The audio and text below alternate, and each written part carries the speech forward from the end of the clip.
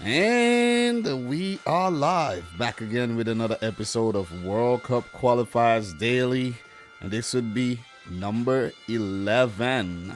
So I plan to do World Cup Qualifiers Daily maybe for every day once there's World Cup Qualifiers going on. And this is just a build-up to the World Cup Qualifiers. You know, World Cup Qualifiers do start on Wednesday, but I couldn't wait until Wednesday because there's a few things I have to actually talk about before the qualifiers actually start. So do appreciate everybody who's watching the video right now. Thank you very much. This series will go on until the end of World Cup qualifiers, and we have World Cup qualifiers next year as well. So this is going to go on and on and on. And just to keep you guys up to date with everything that's going on in terms of World Cup qualifiers. You see what I mean? Because there's a lot of things that actually slip through the cracks. I don't want nothing at all to slip through the cracks. There will be some things that still we can't cover, but we're going to actually try to cover most things in this series. And if you guys know of any articles, you know, of anything that I didn't actually talk about during the series, feel free to actually let me know. You could let me know on Twitter, Instagram. You could let me know right here if you want. But we're going to try to have a really nice and informative show today. So if you're watching the replay, thank you very much. Make sure you hit the thumbs up button, subscribe to the channel if you're new, and leave a comment down below. So big up to everybody in the house, man. How's everybody doing? And we won't delay. We're going to just kick things off. I have a few articles that I want to talk about, a few developments. And there's actually a lot to talk about in terms of the UEFA Nations League and what's going on in Europe as well. So I want to talk about squads as well. And that could take some time. So I have to get the ball rolling. So without further ado, let's get into the content. Oh, man, I'm excited to do this. Really, really excited.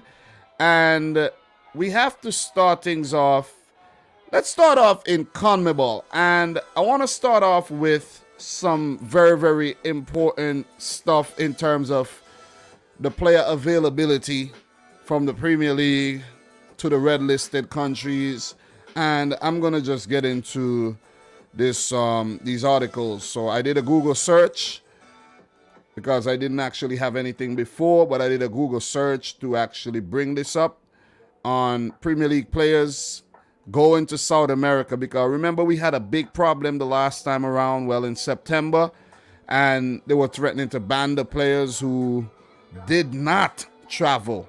But this time around, it seems as if players will be allowed to travel from their respective clubs to South America and participate for countries like Brazil, Argentina, Paraguay, Peru, etc., etc. So maybe not Peru. Don't think there's any Peruvians. But Argentina and Brazil primarily, even Colombia comes to mind. So a few Venezuelans as well. So look, we're just going to take a look at these articles right here. You see, from 4 weeks ago. We're not interested in those from 4 weeks ago. What I'm interested in is the articles from 3 days ago from the Irish Times here.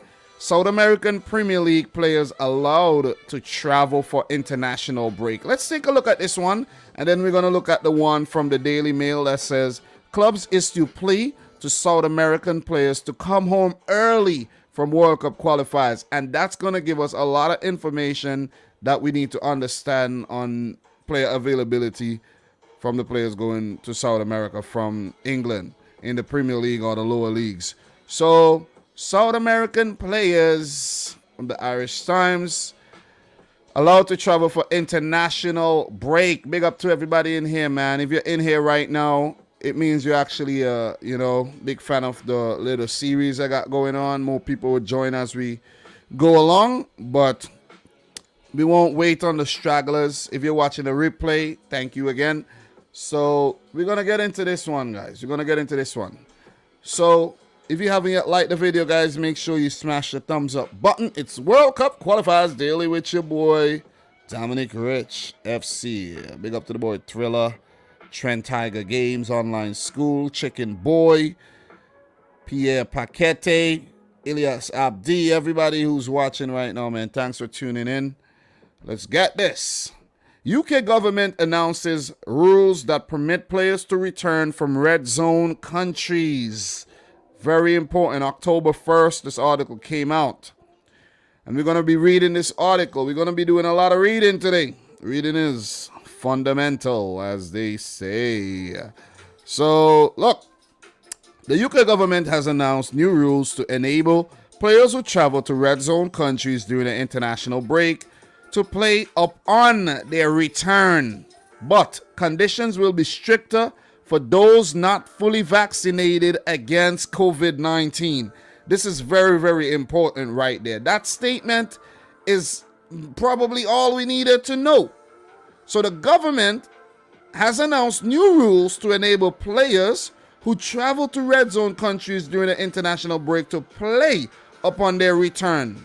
But the conditions will be stricter for the players who are not fully vaccinated against COVID-19. I am fully vaccinated against COVID-19, so I'll be free to play when I come back from South America, you know what I'm saying? But if you're not fully vaccinated and you're, off the age to get vaccinated, just go out there and do the right thing and get vaccinated, man. You see what I'm saying? Do it. Do it. You see? So, returning players who have both COVID vaccine jabs will enter a quarantine similar to that experienced by Olympic athletes in Tokyo this summer, allowed to train and play matches from the day of their return. Players will otherwise be confined to bespoke quarantine facilities for 10 days. Okay, you hear that? The move will privately be welcomed by the Premier League. Low levels of vaccinations are a common feature among top-flight squads, and the league is concerned about the possibility of new restrictions on the competition should winter coronavirus wave occur. The government's exemptions will most benefit players from South American countries, with every team currently on the red list. They were developed as a new response to the events of last international window when Premier League clubs were at the center of international rows regarding quarantine.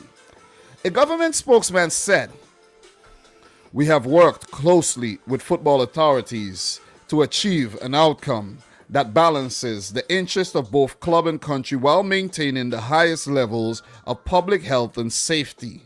I have to change up the voice when I'm reading quotes now, "Our best defense against the virus is vaccination, and these measures will allow fully vaccinated players to fulfill their international duties in the safest, most practical way possible, while allowing them to train and play with their clubs as early as possible upon their return. Players who travel must sign a code of conduct which includes restriction on transport and close contacts and protocols on testing, vaccination, and bubbles. Those who are fully vaccinated are not obliged to stay in the hotels used by members of the public for quarantining after entering from a red zone countries, but others must abide to the usual rules. In the last international window, some clubs such as Liverpool, Manchester United, Manchester City, and Chelsea simply refused to release their South American players, a decision met by FIFA with the threat of a 5-day ban from competing in the domestic matches. That threat was never carried out, with national FAs choosing not to implement the sanction. One diplomatic gesture thought to have been made in hope of enabling the kind of changes to quarantine that have now been agreed. All right, we have a few more lines to read from this article and we will move on. Certainly, there will be hopes that some of the events of the last international window can be avoided, such as when the World Cup qualifier between Brazil and Argentina was brought to a premature end after Brazil health officials stormed the pitch claiming that Argentina players had failed to confess their presence in the UK over the preceding weeks. The last window ended with the leaders of FIFA, the Football Association, and the Premier League sending a letter to the Prime Minister, Boris Johnson, seeking to resolve the issue. From The Guardian. Thank you for listening. That was actually a brilliant article there. And we now understand. We now understand the whole situation of players traveling to red-listed countries in South America, where all the countries in South America are on the red list.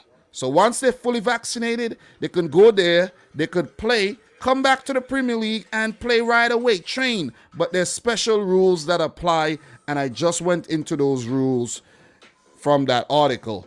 So what we're going to be doing, we're going to be going back, and there's another article here from 2 hours ago that says clubs issue plea to South American players to come home early from World Cup qualifiers. Let's see what this one is about. I don't really know what this one is going to say, but it's actually saying that clubs, there's a lot of pop-ups here, but everybody got to eat, right? Everybody got to eat. So, yeah. Yeah, I don't know why I don't know, man. I don't know. See what I'm saying? Yeah. Anyways, it's a little overkill, right? So, clubs have asked South American players to leave international duty early. Argentina, Brazil, Uruguay play qualifiers a day before Premier League resumes. That is nuts. Emi Martinez, Christian Romero, and Giovanni Lo Celso will meet up with Argentina. 8 top flight players, including Alisson Edison, named in Brazil's squad. So, yeah, players got to get vaccinated if they are to participate right on return. If they're not vaccinated, there'll be a problem. There will be a problem. And we will find out very soon after the international break and the Premier League resumes, like who's affected from who's not affected, because I personally don't know who's vaccinated from who's not vaccinated. Premier League clubs have asked their South American stars to withdraw from international duty early so they can be available to play when the season resumes. On top of the uncertainty over which players are eligible for a quarantine exemption upon their return from international games, the World Cup qualifying schedule in South America has left clubs with another big concern. You see what I was just saying that? Argentina, Brazil, and Uruguay all play a week on Friday with the Premier League restarting the next day. Crazy. We'll see Alisson Becker pictured there, the Liverpool goalkeeper, Emi Martinez, Argentina goalkeeper, Aston Villa's goalkeeper as well. So Aston Villa goalkeeper Emi Martinez and Tottenham duo Christian Romero and Giovanni Lo Celso will meet up with the Argentina squad, while 8 Premier League players, including Thiago Silva, Emerson Royal, Alisson, Edison, Fred, Fabinho, Gabriel Jesus, and Rafinha has been named in the Brazil squad, while Manchester United striker Edinson Cavani will feature for Uruguay. And there's a few guys like Sierralta, who plays for Chile, and Salomon Rondon, who does play for Venezuela, Miguel Almiron, and Fernandez, I think, plays for Paraguay, if I'm not mistaken. Yeah, so there'll be a lot of players, a lot of teams affected. Davinson Sanchez, he does, you know what I'm saying? Okay, so Tottenham defender Davinson Sanchez's involvement with the Colombia squad is less of an issue because they play the last of 3 qualifiers on Thursday week, and Spurs do not play until the following Sunday. A number of Premier League South American contingent, including Chelsea defender Silva, are unlikely to be available for the league's return due to strict quarantine rules in relation to players who are not vaccinated. So they do know a few players who are not vaccinated. You see what I mean? Nevertheless, Sportsmail has learned that a number of clubs affected have asked players whether they could consider missing Friday's week fixtures so they can be available for selection. Quite selfish, right? Quite selfish. Just get vaccinated and it's done. However, the players are likely to be keen to play for their country as their games could prove crucial in qualifying for Qatar. Brazil, in top spot of the qualifying table, face third place Uruguay, while second place Argentina face Peru in 7th. Some of the clubs affected were looking into the logistics of getting their players back in time, even if they play for their country. Thiago Silva, ageless, still turns out for Brazil. Sportsmail understands that there is a belief that some clubs that there is sufficient time between the third international games and Premier League's resumption to ensure the affected players can be in contention to feature. Watford faced Liverpool in Saturday's week lunchtime kickoff before Aston Villa, Manchester United, Man City, and Leeds played 3 p.m. Chelsea traveled to Brentford in the 5:30 p.m. game, while Tottenham and Everton are in action on Sunday, and Arsenal face Crystal Palace the following date, which is a Monday. So that'll wrap it up for all we need to know in terms of quarantine, red list countries, and all of that good stuff. And I'm glad I got that out the way so that we could understand everything before we move forward. I don't know if the same rules apply for Africa. I'm pretty sure it does, because the African nations were heavily affected last time around. They couldn't field players in red listed countries.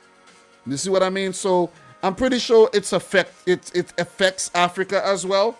So Adnan, you're in here right now. You're a big Nigerian fan.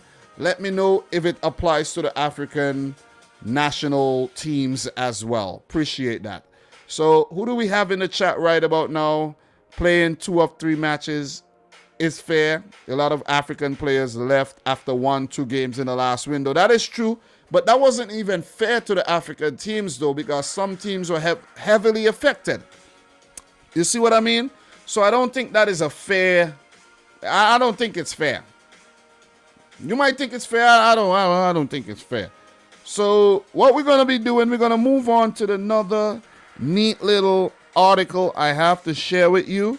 And it's regarding a player making himself available for national team duty in South America. But before I get that one sorted out, recently, Carlos Valderrama, Colombian great, came out and said this. Let me get it for you.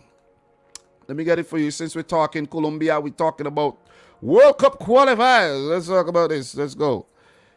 Carlos Pibe Valderrama says that Mr. Luis Diaz is the best footballer in Colombia as of now. He has to take advantage of the moment to go to the World Cup. Football is about moments, and this is his moments. In junior, he played well but didn't score. Now he's the scorer. So he did play for Colombian Club Junior, and now he's playing for FC Porto, and he's one of the brightest prospects coming out of Colombia these days. Luis Diaz, what a player. He has a very, very, very, very bright future. Why am I saying feature? But yeah, so let me know your thoughts on that, guys. Let me know your thoughts on Luis Diaz, and let me know if you think that he is the best footballer in Colombia right now, like the hottest prospect. You see what I mean? Maybe there some may say still James, some may say still Falcao, others may say it's, who knows, Zapata. You see what I mean? Others may say, it's another player. So yeah, let me know. Let me see anybody saying anything regarding to that. So Adnan is saying he have no idea what's going on. Thank you very much for that response. Big up to Steve in the house, Jordan, AD. He says Diaz is the best in my opinion. Thank you very much for that. Big up to Thriller. James Rodriguez had an amazing Premier League career. Yeah, he did, right? Very short, but amazing.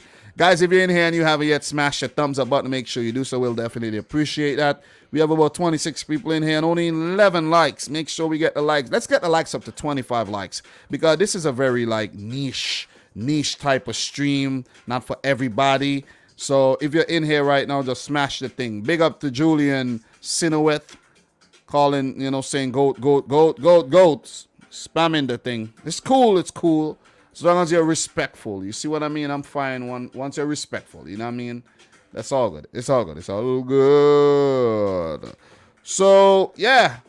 So, look. let me get this thing for you. Taking me some time to actually find what I'm trying to look for. But you know when you find something and you think you tuck it away, but you didn't? Yeah. But I'll just search it right now, and I'll pretty sure I'll get it. All right, found it, and I'm about to share this with you right now. It ain't nothing serious. You see what I mean? Ain't nothing too crazy.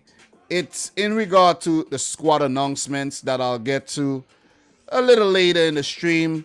But this is to do with the Ecuadorian squad announced by Mr. Gustavo Alfaro. So you could see the Ecuadorian squad there. And if you look around, you would see a name, Jeremy Sarmiento, the midfielders there. And Jeremy Sarmiento, why this is important, Jeremy Sarmiento plays for Brighton and Hove Albion, and he's a former England under-17 international who opts to play for Ecuador and earns a call-up for World Cup qualifiers against Bolivia, Venezuela, and Colombia. Remember, guys, this is an Ecuadorian team that I predicted to qualify for the World Cup. So you could see some very youthful players included in that squad. Moses Caicedo comes to mind. Players like Pervis Estupiñán. You have the aforementioned Jeremy Sarmiento. Talents like Alan Franco. You see what I'm saying? And the list goes on and on and on and on and on and on and on. The veteran Ena Valencia is still around. And Ecuador not looking too bad at all. They have to keep the momentum going. Gonzalo Plata comes to mind. Very decent squad under Gustavo Alfaro. So let's see if they could actually qualify for the 2022 World Cup as predicted by your boy Dominic Rich, of course. I might get it wrong, but still, you got to try something, you know what I mean? So in the standings right now, Ecuador are in 4th place, which means that they're qualifying. They're qualifying directly as of now. With Colombia in 5th, that's the playoff spot. Uruguay, Argentina, and Brazil are ahead of them. So good luck to the Ecuadorian national team there. Thank you very much, Mr. Julian Sinowet. Do appreciate you coming through, man. Thank you very much, man. Says keep grinding as well. You know, I know you were only saying the good thing for me to actually read your comment, but I do read comments in here, so you didn't really need to do that, but you know what I'm saying? I would have got to your comment eventually.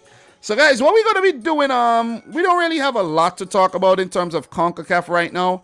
I plan to actually do a prediction for the matches coming up for the October, the first set of games, what match is this now? Match day 4. I should have done it today, but it kind of slipped me. I was actually doing some clipping for my Premier League live stream yesterday. I clip out a lot of things from the Liverpool game. You know, just messing with the Liverpool fans a bit. You see what I'm saying? Mess with the Chelsea fans a little bit. And yeah, so transitioning nicely over into the World Cup qualifying content. And I have some good stuff for your head tops today. So we're going to keep it moving. We're already 23 minutes in and we not even scratched the surface. We haven't scratched the surface yet. So let's go. Let us go. Your boy Dom is going to continue here.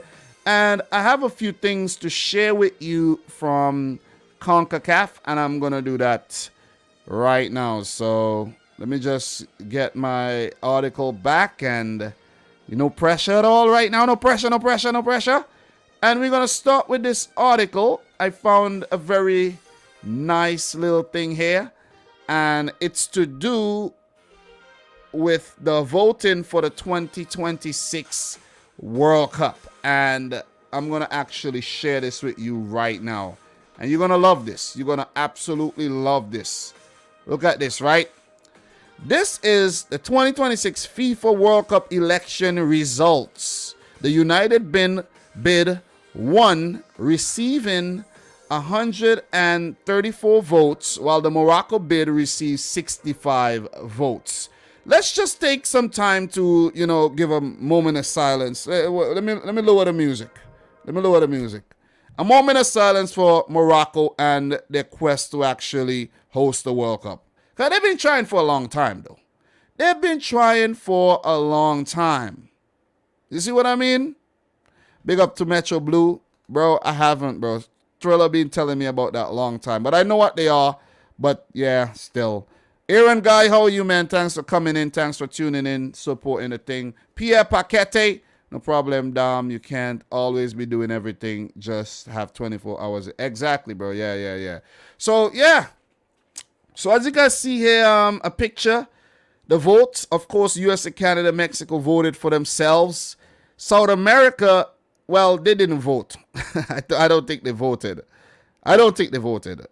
But they were blacked out because I don't think you could vote for yourself. I was wrong there. But voted for, I just thought you vote for yourself.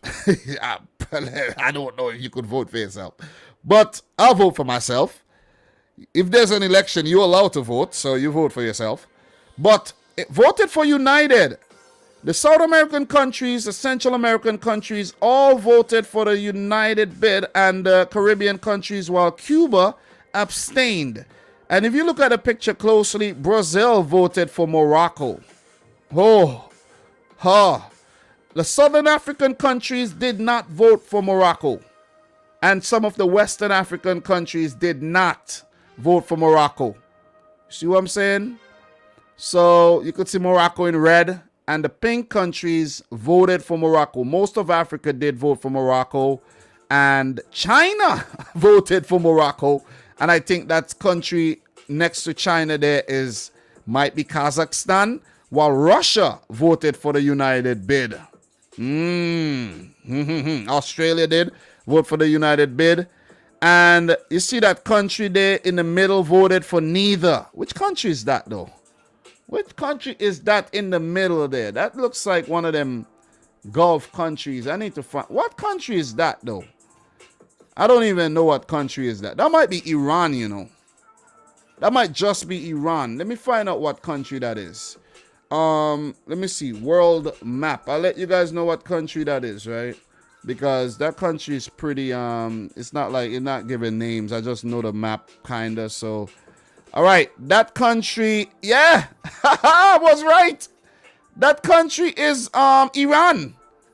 That country is Iran, man. Iran said, F you, and you. Not voting for y'all. Get the hell out of here. It seems as if Spain did not vote. Wow, interesting. Spain did not vote. England voted for the United bid, while France voted for Morocco. Of course they did. See what I'm saying? Italy voted for Morocco as well. So, and there's a country there just above the Gulf there. Let me tell you that country, who they voted for. I'm trying to get the map. The map is like, it's like an Amazon map right now, and it's kind of, I think that might be Saudi Arabia. That big country there might be Saudi Arabia that voted for, Saudi Arabia voted for the United bid. Yeah. And below Saudi Arabia, that country is actually Yemen and Oman. They voted for Morocco. You know, that whole Islamic thing. You know, they stuck with their brothers. While Saudi Arabia said, screw y'all. Definitely. So that's just something on the United bid, the election results. I'm pretty sure most of you guys didn't actually notice. So yeah, man. Yeah, so Metro Blue saying you're missing out, man. Hope you get into it. Bro, hit me up on Instagram, bro, and we'll talk some more about this one. Guys, I've actually started, today I started a Discord. I started a Discord server, and I'm going to actually try to figure out how to use it a bit more before I share it out to you guys. But if there's anybody who knows about Discord and you could help me with that, yeah, you could, you know, please, man, that'll be fun. You see what I'm saying? So that we could have little discussions and things, you know what I'm saying? I could do the discussions on StreamYard too, you know, private live streams and things like that. Members only and things, but, you know, if only I had more members as well. So, yeah. So, yeah, Thriller, maybe you could help me with that one, though. Maybe you could help me with that one, and we'll have, you know, figure it out and chat over there and things like that. So, yeah. So we're going to move on, and we're going to move on to another article that I have to share with you guys, and it's regarding a U.S. men's national team player. So, yeah. Just going to share this with you guys, and we are going to actually, move on. So this is a tweet from Ricardo Pepi, the young American striker who did well last time around when the U.S. smashed up Honduras. So I'm going to bring this a little bigger so you guys could actually see what Mr. Ricardo Pepi is saying there. Big up to Pepe. Big up Pepe. He should actually do Pepsi ads, It'll work out. Aligns really well with his brand. He says, "Hello, everyone. I just wanted to take a moment to say thank you to everyone who has reached out to me with amazing messages over the All-Star Week. It was an incredible experience to meet and play with and against not just teammates, but also some of my idols growing up.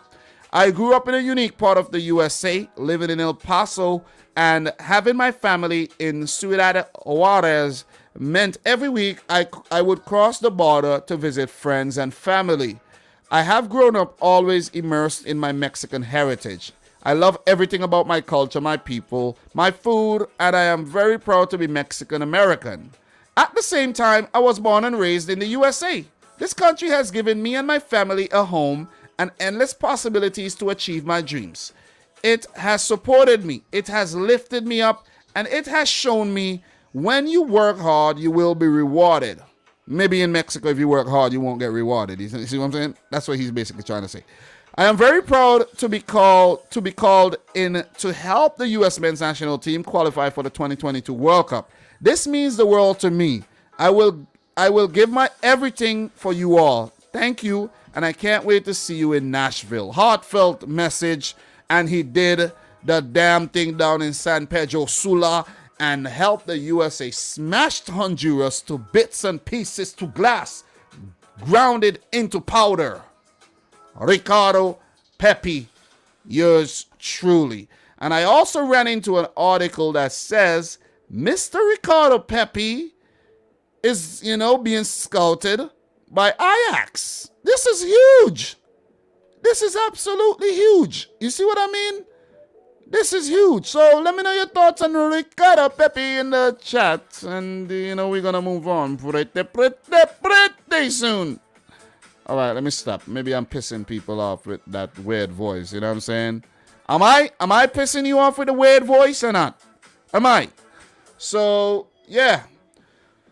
How's everybody doing, man? How's everybody doing? All right, Julian Sinoweth. Follow me on Twitter. Maybe you message me and, don't be weird or nothing, but help me out with the Discord thing. Metro Blue, I deleted socials, but do have a Discord or Twitter I could add you. Yeah, add me on Twitter, guys. Dominic Rich FC. You know what I mean? Let's get the Twitter count up. I just, I'm almost at 500 followers on Twitter. I've never been really big into Twitter. I've never really tweeted a lot, but these days, the more I tweet, the more follows I get. So, you see what I mean? And I haven't really promoted it on here, so I'm promoting it now, okay? So, guys, make sure you smash the thumbs up button if you haven't yet done so. We'll definitely appreciate that, okay? So, Zachary is saying that Pepi to Syria incoming. Pepi was amazing against Honduras. Pepi gonna bag another 3 goals for the USA, says Online School.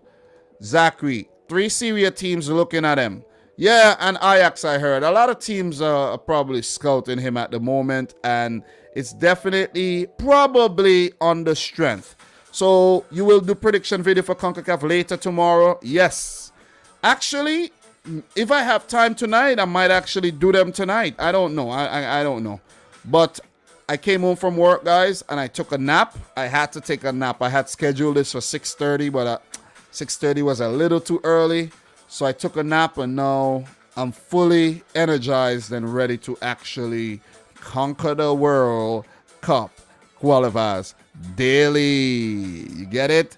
So with that being said, that'll do it for CONCACAF and CONMEBOL in terms of articles that we have to actually wrap up. And what I'll be doing right now, we're going to be moving on to AFC. I have some really cool stuff to share with you guys. I don't know if you guys actually realize the work I put in to get these really nice little tidbits, articles, and things to you, you know what I mean? So make sure you appreciate it. Share the stream, you know what I mean? Like the video. Participate in the chat. Okay? Do appreciate it. Much love and much respect to everybody in here. So I recently ran across an article here about Qatar. So I want to share this with you right now. I think this is very, very cool. It's from about September 26th. But when I run across these things, I actually saved them to share with you. And we're going to get into this. Qatar World Cup body kicks off unique Host the Fan initiative. Hoo-hoo. Hear this. Households in Qatar will be able to register to host a spectator coming to Qatar for sporting events in a unique hospitality program. The Supreme Committee for Delivery and Legacy, SC, has announced its launch of the Host the Fan initiative, a first-of-a-kind project that allows households across Qatar to volunteer to host visiting fans during sporting events in the Gulf state. The program aims to showcase the Arab world's famed hospitality through providing a unique cultural experience. There's experiences, but experience where spectators are able to create direct link and bonds with locals and residents during their trip to Qatar. I just hope everything goes well. You see what I'm saying? I just hope they don't get any weirdos. You see what I'm saying? Yeah, I'm just putting it out there, man. It's weird, but let's see. The Host of Fan initiative is part of the SC's strategy to provide fans visiting Qatar with a variety of culturally rich accommodation options. This unique approach will not only allow fans to stay in one place throughout the tournament, but will also enable them to experience Qatar's culture through the eyes of a local, said Khalil Al-Jumaili, project manager of the initiative at SC. Visitors participating in the initiative will be able to see Qatar through a lens that they have never looked through before on this immersive experience, and will leave with memories that will reach beyond the excitement of what happens on the field of play, added Al-Jumaili. Participation in the program will be limited only to hosts and fans who are fully vaccinated, of course, in line with Ministry of Public Health's preventative regulations to battle the spread of COVID-19. The initiative is completely free of charge, and visiting fans will not need to make a payment for their accommodation, nor will the host be paid for hosting a spectator. Hosts will be able to have the choice of where the fans will stay and how long their visit will be. Hosts will be able to act as cultural guides, showing their guests Qatar's most significant cultural destinations while introducing them to local customs and traditions. Information on specific requirements of the initiative can be found online. Registration for hosts will be open from September 25th to October 12th. This is awesome. This is awesome, man. This is absolutely awesome. Oh, man. This is good. This is good. I know words are a little hard to read there, but I did it for you. You see what I mean? But that is fun. That is a fun article. And when I came across it, I'm like, listen, I have to share this with my people. I have to share this with my people. You think I'm doing this for me? I'm doing this for you. You see what I'm saying? I ain't doing this for me at all. 'Cause it's a lot of work. And as much as it's fun work, it's still a lot of work where I eat into my own time to do everything. But that's the point, right? That's the actual point of doing this, right? You got to work, right, guys? So I have something else to share with you. And let me actually locate it. This is a fun one. You guys are going to actually love this one. And when I mean love it, look, I want to speak for you, but you would love it. All right? Okay, as soon as I could actually locate it. But in the meantime, let me see what you guys are saying in the chat right about now. We have, let me see. Zachary, they'll probably be government like North Korea visits. Big up Big Daddy of Spokane, World Cup African Zone 2022. We'll do that. We'll do that soon. I will get to that pretty soon. Pierre Paquette is saying, get time, get stuff done, but don't hurt yourself. We can't wait for tomorrow. Thank you very much, man. What else we have here? Added you right now. Okay. Kurd 9. Big up to the boy Metro Blue from Kurdistan. Hope you can make a Discord group too, either in general for things related or maybe crypto or something. I have a few group plugs who make calls, etc. Yeah, I made a group, and actually, you know what? For you guys in here right now, I think the group is Dominic Rich FC on Discord, so you could look for me, and I'm pretty sure you could find me. But don't go right now, though. Don't go now. I need you here. Big up to Hector Portillo in the house right now. And Angel Anns as well. Nice to see you guys in here, man. Nice to see you guys. You guys are the real deals. Nice to see y'all. Make sure you guys smash the thumbs up button. We got 25 thumbs up. Let's try to get it closer to 50 as fast as possible. All right, so let me get this. I just found a thing, you know, and then it's gone again. But give me just a few seconds here. Let me actually locate this. But before, since I'm finding some, let me find it. I want to share this one with you before I move into the other one, okay? Because this one is a very fun one. But it's kind of being a bit elusive right now. You see what I'm saying? So, all right. Just give me 1 second. It's coming. It's coming. It's coming soon. All right. So, all right. All right. Still can't find it. Let me do my search again. And I got it. I should have just did that already. I don't know why I had to. I really don't know why it took me so long to do what I just did. But yeah, let me get this article and I'll share it with you right now. All right. Okay, so I have something to hit you with, and it has to do with an Asian team, not currently in World Cup qualifiers. But look at this. This is actually funny. This is a funny article, and it says Sharul all at sea. All right, let me actually make this a little bigger so you could read. All right, from Sepang. All right, as you guys could see, the player in and out. Sharul was called up to replace 3 injured players, right? Mohammed Sharul Nizam Rus Hasni failed to join the Harimo Malaya squad for their trip to Jordan because he had gone fishing. This was confirmed by Football Association of Malaysia, FAM, Deputy President Datuk Mohammed Yusuf Mahadi, who is also the squad's manager. Yusuf said he was informed by Terengganu manager Zulfaldi Rosi that they had failed to contact the 23-year-old defender less than 12 hours before the national team left for Jordan at 3:15 a.m. yesterday. Throughout my stint as a manager, I have never came across a player who failed to report for national duty. And the Terengganu manager told me that he had gone out to sea, said Yusuf. So, when Sharul was out fishing, he could not be contacted. In the afternoon yesterday, he came ashore and was surprised, added Yusuf before leaving from the Kuala Lumpur International Airport.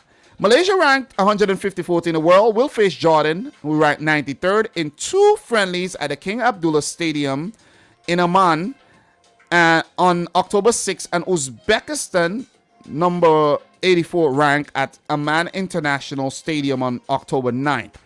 Earlier, head coach Tang Cheong Ho confirmed that only 22 players left for Jordan, while Selangor's Sharul Nazim Zulpaka was dropped due to injury. Sharul was among 3 players listed by Cheng Ho last Thursday to replace key players Dion Cools of Midtjylland, who's from Belgium, just know that one, Mohammed Sayami Safari Salongo, and Akia Rasid, who I actually did a video on my reaction channel that I need to update pretty soon. But those videos are meant to be evergreen, so that's fine. No pressure with that channel. But I have to get back to action on my other channels pretty soon, though. But I've just been caught up with, you know, there's a lot of football to cover, and I've just been caught up, man. Even with my gaming channel, I haven't dropped nothing. I haven't got FIFA 2022 yet, so it's all good. Sharul started for Terengganu when they beat Selangor 2-1 in the Terengganu last Wednesday in the Malaysia Cup Group B match. Yusuf did not rule out the possibility that Sharul might not be aware that his services were needed for the friendlies due to the last-minute call-up. We hope such incident will not recur in the future, added Yusuf. Okay, so that's a very cool article, right? What are your thoughts on that, man? What are your thoughts? What's your 4-digit tag? Oh, man. What the hell is a 4-digit tag, though?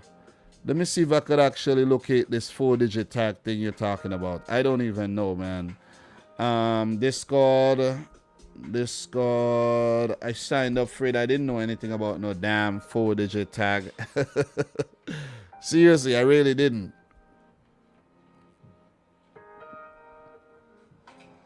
I'll let you know.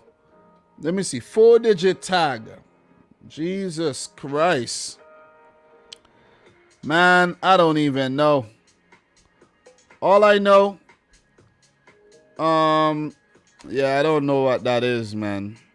I don't know about the 4-digit tag thing, you know. But I might just have to invite you guys with I don't know if a link helps. If I sent a link to you guys, would it actually help? I don't know. I really don't know. Let me just post the Discord link here, you know what I'm saying? And see what happened. That's the Discord link right there. And yeah, so let me see if I actually have any anybody who sent any requests right now. Thriller said he sent a request. Let me just refresh this thing and see something. I'm new to the Discord thing, so I have to actually figure this thing out. You see what I mean? I have to figure it out, but I'll figure it out sooner rather than later.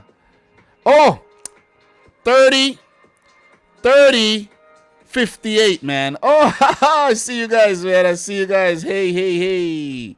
All right, we're in. We're live. Thank you guys for actually joining in the Discord thing. We have AD. We have Curd9, the Ace Champion, Thriller. Awesome. Oh, yeah, baby. We got the Discord thing going, you know, and yeah. From time to time, maybe we'll link up and do some things over there. I'm pretty sure there's a lot of things you could do over there, like watch parties and all of that. Oh, man, this is going to be a different thing. Anyways, I hope you guys enjoy that article. Let me see what you guys are actually saying. So the code 3058, as I mentioned, 3058. All right, Pierre, you are drafts? Okay, cool. 3058 is the code. All right. Good. Got about a few people there. We're going to try to build this thing. And we're going to have like little private chats. You guys could help me with content and things like that. Finally, we exist outside of YouTube, right? Yep. That's good. The Rich Squad, man. You know, from rags to riches. All right. So, look, I have one more thing to share with you in terms of Asia. And we're going to move on. And if you're wondering, this is what World Cup Qualifiers is all about. World Cup Qualifiers Daily. I touch on these articles, and when the matches are playing, we talk matches as well. We talk a lot of matches. We talk all matches, as a matter of fact. And then we do predictions for the next day as well. So it's a lot of work, but I'm going to put in the work because hard work does pay off, man. So this is an article on Qatar's Ras Abu Abaud Stadium is the first built in World Cup history that was meant to be torn down. This is absolutely nuts. This is nuts. And there's a video here from CNN. You guys could see the thing right here. And I don't know if I don't want to get no copyright thing from this, man. We're not gonna play that video, but that's the stadium though. That's the stadium. I ain't playing it. I don't want to get the copyright thing. But the article says, all right, it was once a quiet waterfront, only enjoying the occasional sounds from the nearby Gulf shores. Now, it's a dizzying burst of color and life, soon to be filled with up to 40,000 screaming fans. It is Qatar's Ras Abu Abaud Stadium, the first built in World Cup history that was meant to be torn down. Molded out of 974 shipping containers atop Doha's port, the Ras Abu Abaud will host 7 matches up to the quarterfinals of the 2022 World Cup. All the containers are made from recycled steel, and the number 974 symbolizes Qatar's dial-in code. It is both a symbol of the country's sustainability pledge and a reflection of its identity. And that's a picture of that stadium right there. This is absolutely awesome. This is awesome. I didn't actually read the article before I share it with you guys because I just wanted a reaction as well. But Qatar, man, it looks like a beautiful place. I would love to go there next year, but I don't know, man. I don't know. It's going to be hard. The logistics is going to be hard. A bird's eye view of Ras Abu Abaud Stadium in its undated computer-generated artist impression provided by 2022 Supreme Committee for Delivery and Legacy. After the tournament is over, many parts of the arena, including all the removable seats, containers, and even the roof, will be dismantled and repurposed for use in other sporting or non-sporting events, either inside or outside of Qatar. The 40,000-seater venue can be dismantled in full and transported to be built again in a different country. Or you could build 2 20,000-seater venues, Mohammed Al-Ratan, project manager for Ras Abu Abaud, told CNN. This is absolutely nuts. Really? All parts can be donated to countries in need of sporting infrastructure. This is the beauty of the stadium. The legacy opportunities are endless. Along with the opportunities he says it offers, Qatar is hoping the stadium will be a trailblazer for future football tournaments, and that's how the inside of the stadium will look. And this is groundbreaking stuff, man. This is groundbreaking. This is absolutely nuts. It will be completed at the end of 2021. So, yeah. They have sustainability challenge there, but I won't be going too deep into this part of the article, though. This is a lot. But as you can see, the shipping containers and everything that goes into building the stadium. This is nuts, man. But this would take a very, very long time to go through, though. Cooling sea breeze as well. You know what I mean? These are things that, you know, factors that come in. This is crazy. But it's a long article. Feel free to check it out on CNN.com. Just look up Ras Abu Abaud Stadium and you'll get all the information on that one. And you just look for the article that says it's the first built-in World Cup history that is meant to be torn down. What are you guys saying about this one? So big up to Kevlon Drayton. Dominic Rich is a heavy supporter of Argentina national team, and I believe this comment will cup the no, bro, I'm not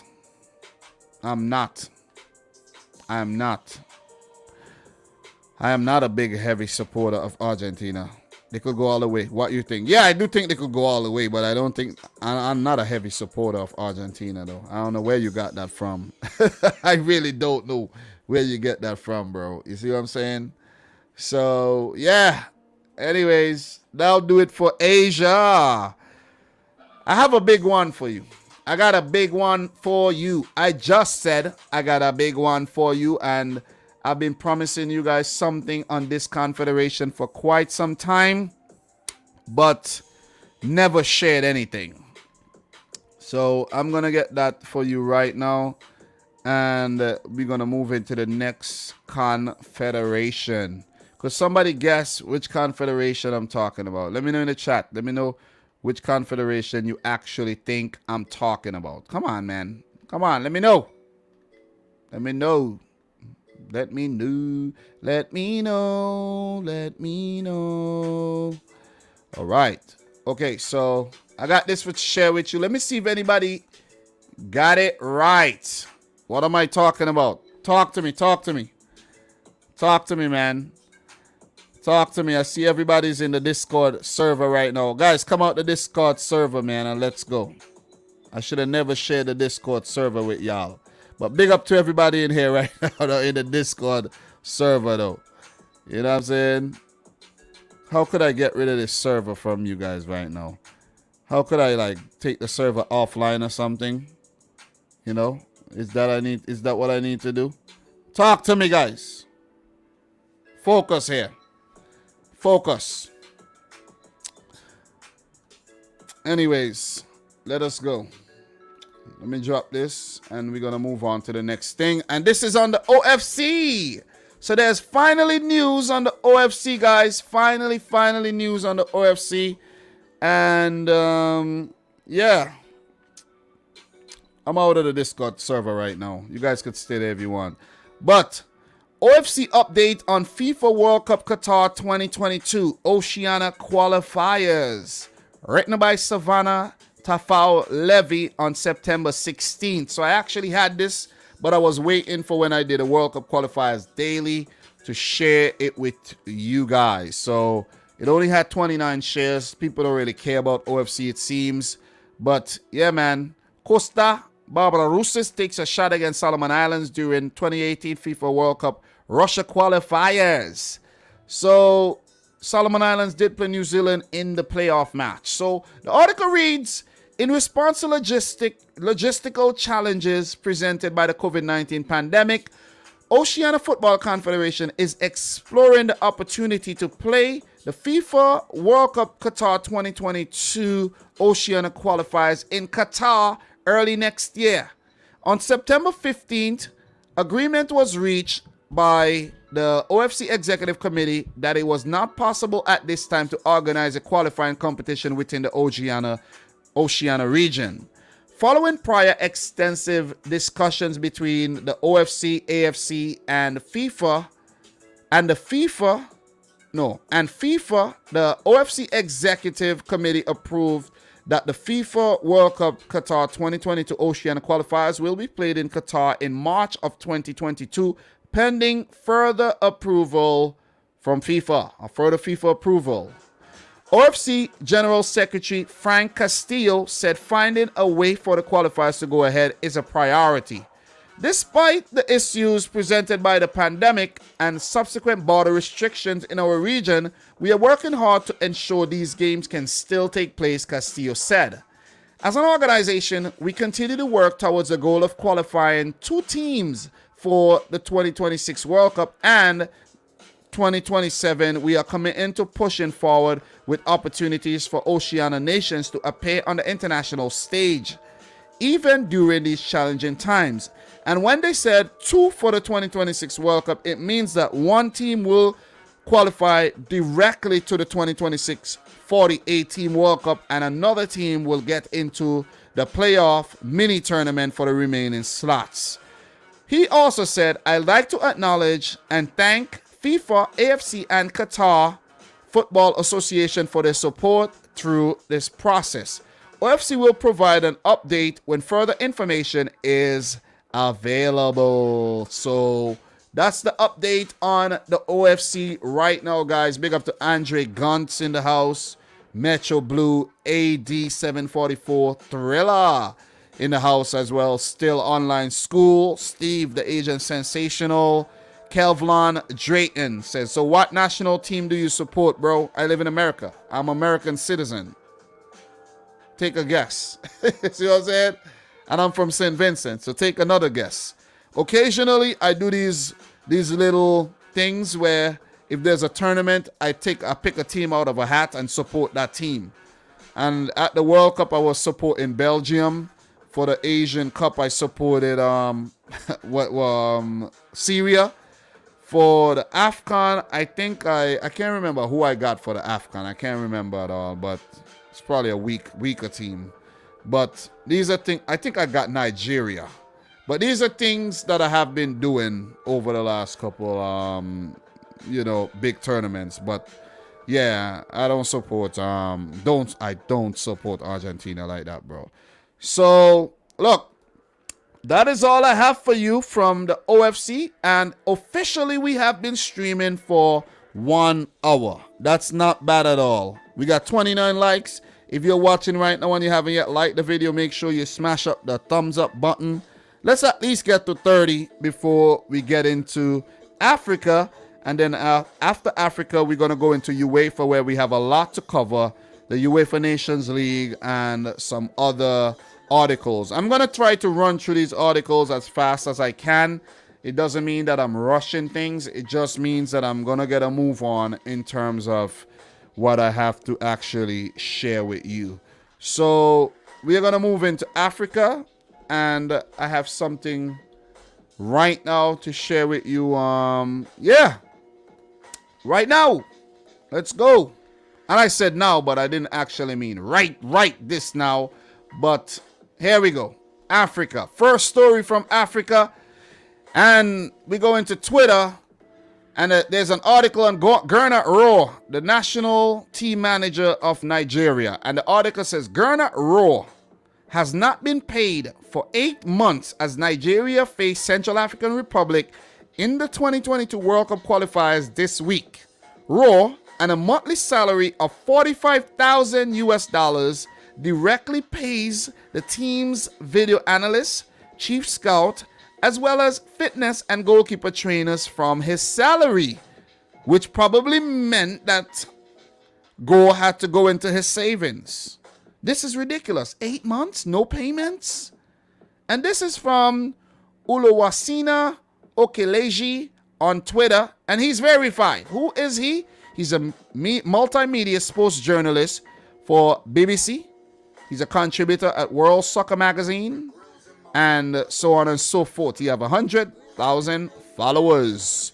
All right, so that's what's going on right now there. Man, that's a whole lot of money. Let's take some time to multiply 8 by 45. 8 by 45, right?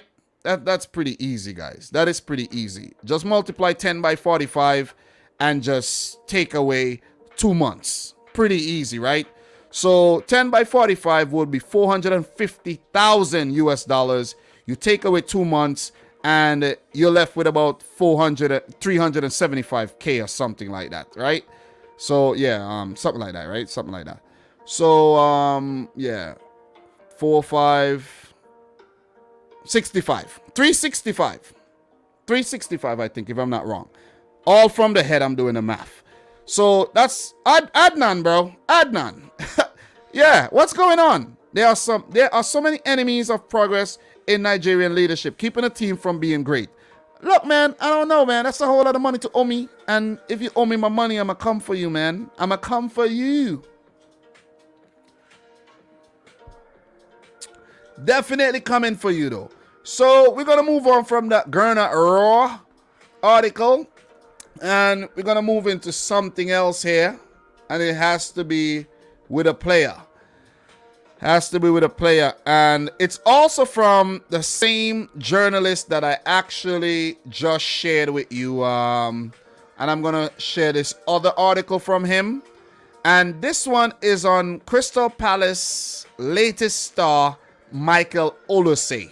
Nigeria official on Olise.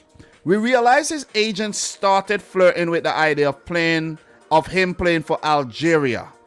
After Palace move, he's hoping for a France call-up. Played for France at Toulon tournament. Should Algeria not work out? For us, nothing has changed and we've moved on. So, Michael Olise, October 4th. That was actually today this tweet came out. And you could see here the Crystal Palace star.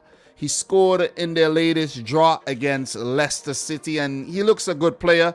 He's eligible to play for France, Algeria, Nigeria, and he's also eligible to play for England.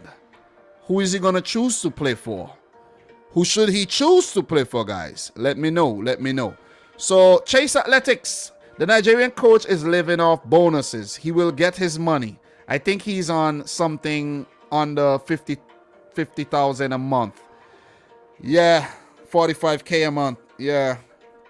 So, yeah, man. What else we have here in terms of comments, though?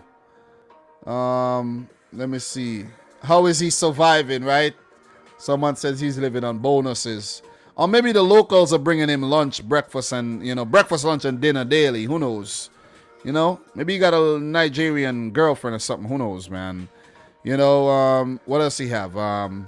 He will get his money, but he's getting a lot of bonuses. The bonuses are more than a pay. Okay, thank you very much for that. Pierre Paquette is saying England he should play for. Germany. Jordan, Germany is not part of the countries. How is someone eligible to play for 4 countries? It's quite easy. It is quite easy. You could born in one country. Your dad could be from another country. Your mom could be from another country. And your grandmother could be from another 2 countries. So you're eligible to play for all. You see what I mean? And as Chase Athletics says, hit the like. Definitely hit the like. So what we're going to be doing, we're going to keep it moving. I have another fun one for you guys, man. Listen, I have them for you, man. I have them for you, and I'm going to share them with you. No delay. We're not going to delay. I have something else coming out of Africa for you. They say Africa Unite. The great Bob Marley says Africa Unite. And we have another article coming out here from BBC Sport. Stephen Cocker, former Spurs defender, set for Sierra Leone debut. Sierra Leone is not taking part in World Cup qualifiers, but I just wanted to share this one with you, you know what I'm saying? Because it's an international switch there. Former Tottenham Hotspur and Liverpool defender Stephen Cocker has been called up to the Sierra Leone squad for the first time. The 29-year-old is one of 19 overseas-based players invited for a friendly game against South Sudan, the Giants of South Sudan, by the way, the Gambia and the Morocco team of locally based players in Casablanca on the 6th, 9th, and 12th of October, respectively. Kaka, who is currently playing for Gaziantep on loan from their Turkish rivals Fenerbahce, won a single cap for England in a 4-2 loss to Sweden in a 2012 friendly match, and also managed to get on the score sheet. The solitary cap came after he had played every single minute of Great Britain's campaign for the 2012 London Olympics. All right, this is where it come in handy for an article like this for you guys to understand the rules here. He is allowed to swap countries under FIFA regulations as the cap came in a friendly, and he qualifies to play for Leone Stars through his paternal grandfather. We were just talking about this, who is from Sierra Leone. And this is how he can play for England and Sierra Leone, okay? So, yeah. The Sierra Leone Football Association, SLFA, has confirmed that all the necessary paperwork has been lodged with FIFA, and it's hopeful it will be cleared in time for the upcoming matches. Once he has FIFA clearance, Kaka, who also won 10 caps for England's under-21 side, will be eligible to play for Sierra Leone at January's African Cup of Nations finals in Cameroon. This is a big deal. This is a big deal. It would be the latest chapter in a roller coaster career for Kaka, who also played for QPR, Swansea, and Cardiff, but suffered with an addiction to gambling as well. There are 4 other new faces in the Leone Stars squad, including defender David Sesse, who plays for English 50th side Barnet, who I think they recently sacked their manager, what's his name there, Harry Kuehl. More information for you, man. But we're not going to get further into this one at all, okay? We're not going to get further into this one. Just wanted to share that one with you, and I hope you actually enjoyed it. All right? So Elias Abdi, he's also from Scotland through his grandmother. Thank you very much for that information. And, big up to everybody in the chat, man. You guys are the real deal. Make sure you like the video and also make sure you participate in the chat. Love the participation. It's all about engagement, man. It's all about engagement. I have videos on the channel. I haven't even got time to reply to the comments, though. So you guys, please, participate in the comments, engage with the other commenters and things like that. I will definitely appreciate that because I can't keep up. I really can't keep up. And I'm humbled. I'm really humbled by that. I can't keep up with the comments, man. So, but I want more comments. I'm asking for more comments, even though I can't keep up with the comments. So, we're going to move on. I have 2 more to share with you from Africa. And then we're going to get into Europe. We're doing quite well. We're doing well. I put aside the time and it's only 9:30 in, local time right now. If you're watching from Europe, late night thing, and you're just chilling in the stream, thank you very much for coming through. But, this is a late night thing. So the European, people will actually be watching this one on a replay. But I do appreciate it. So I have something to share with you again. And we're going to move on to that next, that next article. And yeah, we're going to do that. I got the article for you right here. And I'm going to be sharing it with you. And let's go. All right. Translate to English. All right. So we have another country switch here. Edgar I.E. His name is spelled I.E. Literally his last name, I.E. is available to represent Guinea-Bissau, who are participating in World Cup qualifiers along with Morocco, Guinea, and who's the other team in that group? I can't even remember. But yeah, it's not important right now. International young Portuguese may also have the company of Carlos Mane, and the bridge is being built by father of Ansu Fati. Very important. The father of Guinean-born player Edgar I.E., who represented Portugal at the youth level up to the under-23 level, revealed this Monday that his son is available to start representing the Guinea-Bissau soccer team. Miguel I.E., who has lived in Portugal for several years, conveyed his son's wishes to the president of the Football Association of Guinea-Bissau, Carlos Teixeira, who is in Portugal for contacts with players of Guinean origin so that they can represent the country's national team. Good work, good work. You know what I'm saying? Get the best players to represent the team because the local ones ain't that good. Maybe that's what it is. Guinea-Bissau is involved in qualifying for next month's World Cup, entering Group I alongside Guinea, Conakry, which is the other Guinea, Morocco, and Sudan, which is the other team that eluded me earlier, and is still qualified for the final phase of the African Nations Cup. Not the Cup of Nations, but the Nations Cup. Oh, I think it's the same thing. The African Nations Cup is the same thing, but translated. To be played in January and February of 2022. Guinea-Bissau leads Group I in qualifying for the World Cup in Qatar with 4 points, and in the next round will take place in October. They will face Morocco twice, and I think those games will be played in Morocco as well twice.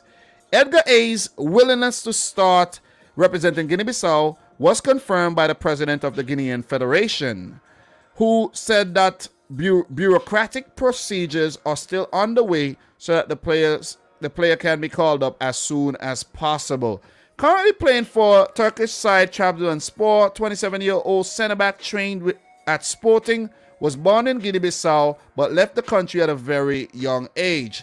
The president of the Guinea-Bissau Football Association, Carlos Teixeira, took advantage of the statements to Lusa to say that he is working to ensure the availability of Carlos Mane, who is also a Guinean-born player, to represent the country's national team. Carlos Teixeira praised the key role of former Guinean international Bori Fati, father of new Barcelona star Ansu Fati, in his contacts with players who represented Portugal in the youth squad. but who can now join Guinea national team, Bissau. I am deeply grateful to Bori Fati, father of player Ansu Fati, who is my brother, who is building these bridges for me with Edgar A's father and Carlos Mane's father so that they can both play for the national team of Guinea-Bissau, stated Carlos Teixeira. So that'll be it for that article. I have one more from Africa to hit you with, and then we're going to move on to Europe. We got to be patient. We got to take our time, and we got to go through these because we're going to be back at it tomorrow, but we may not have so much to cover tomorrow. That's the beauty about preparation and getting things done so that next time it won't be that hard. You get what I'm saying? Another big one. Kenya's Wanyama announces international retirement. Victor Wanyama, September 27. Kenyan midfielder Victor Wanyama announces retirement from international soccer on Monday. The former Tottenham Hotspur, Southampton, and Celtic midfielder played 52 times for Kenya and scored 7 goals, captaining the team at the 2019 African Cup of Nations, where they were eliminated in the group stages. The 30-year-old, who joined Major League Soccer team CF Montreal in March of 2020, last played for Kenya in November last year and has not been selected for the upcoming World Cup qualifiers. Growing up, it was always my dream to get a chance to represent my country. With a great deal of pride, I can say that I have been fortunate to live my dream, Wanyama wrote on Twitter. I hope to return one day to help the Federation off the field, but until then, I will still be Harambee Stars' biggest supporter, and I will be cheering you guys on from the sidelines. So all the best to Victor Wanyama. Before, I never could tell if his name is Vincent or Victor. I always get it mixed up. So let me know your thoughts on that one, guys. Let me know your thoughts. Appreciate it. So Adnan, all of these nations would have better national teams if they just invested in grassroots developments. Oh, man. But also, it would help if some of these guys do play for their national teams instead of playing for France and, you know what I mean, and Portugal and these other countries as well. You see what I mean? For real, it would help. It would definitely help, though. You see what I'm saying? All right, so that will do it in terms of Africa. And we're going to move into Europe, where we have a lot to talk about. A lot. I don't even know if I could get talking about squads today, but I'm doing well. Only an hour 17 minutes in.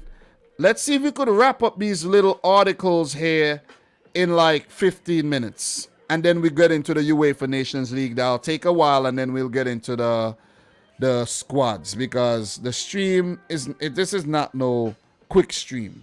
Just know that my streams are not like 1 hour streams unless it's like talking about a game or something. You see what I mean?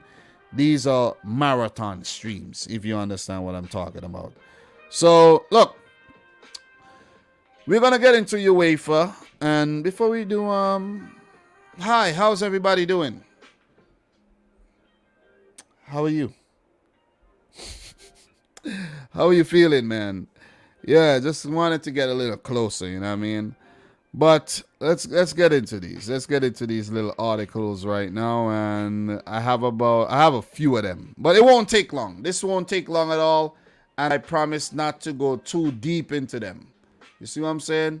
So yeah, let me get these things right now, and then I'll start sharing these things with you like ASAP, and we're gonna just run through these ones, and we're gonna keep it moving. All right, so got the first one to share with you right now, and it will be this. Okay, so yeah, Columbus Crew's Lucas Zelarayan officially declares for Armenia. Zelarayan was born in Argentina, so we got that one right there. And this is the official Armenian Football Federation. It says, surprise, surprise, Luka Zelarayan, 31, has something to tell you. And he says, Barev, Hayastan, you'll see me playing for the Armenian national team soon. I hope we will achieve great success together. And that's him right there. Junto al equipo. Saludos. You know, and he does speak Spanish. Maybe he speaks a little bit of, Armenian, but you could see the name, Ryan. You see Zella Ryan. That's definitely an Armenian name, you know what I'm saying? Like Kardashian, like you guys actually told me. I didn't even know Kim Kardashian was from Armenia, though. But yeah, when you talk Armenia, you talk Kim Kardashian, right? So all the best to Armenia, who are currently in the group with Germany. And Armenia was on top of their group for a long time. So in terms of the standings right now, let me just, refresh my memory in terms of the standing in Armenia's group. They are in Group J. They're second, just behind Germany, and Armenia are in a pole position to actually get into the playoff spot. I don't think they'll top the group ahead of Germany, but they have stiff competition from Romania and North Macedonia for that playoff spot. But with additions like Lucas Zalarayan, it could actually help them qualify for the world. Not qualify, but actually get into the playoffs and maybe qualify for the World Cup. So big up to Theodore Grandet in the house. How you feeling, Theodore? Nice to see you. Never seen you around here before. And Adnan is saying, yeah, but relying on the diaspora is not sustainable for African teams. You are right about that. You are right about that. You see what I'm saying? You're absolutely correcto about that one, though. See what I'm saying? Appreciate that. So, yeah. Let's go. Let me move on. I have more things to actually share. I won't stay forever on that one. So, let me locate the other one and then we'll get into this. Let's get into this. Let's get into this. I have a good one for you guys. I got a good one. Oh, man. I got a good one for you. All right. This is actually a huge one, too. This is a huge one. You see what I'm saying? This one is huge. This is huge. But Haaland confirms, I'm sorry, I'm not ready for the internationals. Borussia Dortmund had recently announced that Erling Haaland would not go to the Norwegian national team. The Borussia Dortmund striker has now also confirmed this on Twitter. You could see Haaland right there. Does not go to the Norwegian national team. Dortmund striker Erling Haaland. This is a big miss, man. This is a big miss. I don't want to get too deep into this one, but this is a big miss. Let's just find out what happened to Haaland. He says, hi guys, I'm sorry. I'm not ready for the international matches. I would have been happy, but good luck to Norway, tweeted the 21-year-old on Monday afternoon. The Norwegian Association had hoped until the end that their goal-getter would still be fit, but nothing came of it. As of now, finally clear. A check of his injury with the doctors of the Norwegian national team is also off the table. The injury did not heal quickly enough, and there was a risk of complications if he get on too early, according to the Norwegian Association. We were in a permanent and constructive exchange with Erling and the doctors in Dortmund. And this is also translated, so never mind the words. Says national team Dr. Ola Sand about the decision that has now been made. So, yeah, man. So, Erling Haaland in Dortmund, those responsible are likely to have made this easier, but also received it without any great surprise. At the moment, Erling is not yet able to train, yet alone play a game, Kale told Kicker on Sunday. As of now, a return of the exceptional striker in a home game against Mainz on October 16th is planned. I strongly assume that Erling can then be back on the pitch. Important game in Turkey. You see what I'm saying? So, in terms of Norway and the World Cup qualifying situation, they're second in Group G, tied on points with the Netherlands, with only goal difference separating the two national teams. Turkey is just behind on 11 points, while Montenegro are in fourth with 8 points. This is big. This is absolutely big. This could make or break Norway's World Cup qualifying campaign, especially since it's a very close race between them and the Netherlands. Norway play against Turkey, who are under new management. German Stefan Kuntz currently in charge of that team. I will get into that pretty soon. And they play away. Erling Haaland would have been very important there. And then they play again against Montenegro, and that would be in Oslo, Norway. And the next game will be in November, actually. So let me know your thoughts on Erling Haaland's absence here. Moderate Mappers in Turkey should win, in my opinion. This squad only brought down by incompetent managers. Hoo-hoo. All right, so Moderate Mapper says he missed it. I hope we still beat Turkey. I hope we still beat Turkey. We have to. Yeah, you live in Norway, right? Right, Metro Blue? I didn't even remember that. Really didn't remember that. You see what I'm saying? So what else we have here? Online school, but would also mean the Netherlands would be guaranteed to top their group. A draw would keep Norway second in the group. Yeah, but they might have to go through playoffs. Erling Haaland would have helped them a lot, though.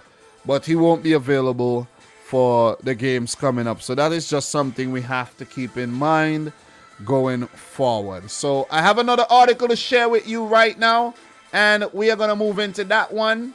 We won't be wasting any time, okay? So we're going to get into this one right about now. And this has nothing to do with the World Cup qualifiers, but I'll just like to take the time to say congratulations to the Portuguese futsal team who won the FIFA Futsal World Cup Championship held in Lithuania 2021. Yeah, so congratulations to, let me bring that back. That's a nice picture there. So let me just keep that there. And look, Futsal World Cup 2021. I don't really watch futsal, guys. I don't. You see what I'm saying? I don't watch futsal. But if you're into futsal, yeah, just wanted to bring that one up. That one is very, it's a big thing. You see what I'm saying? So why not? Why not? So look, in terms of the final,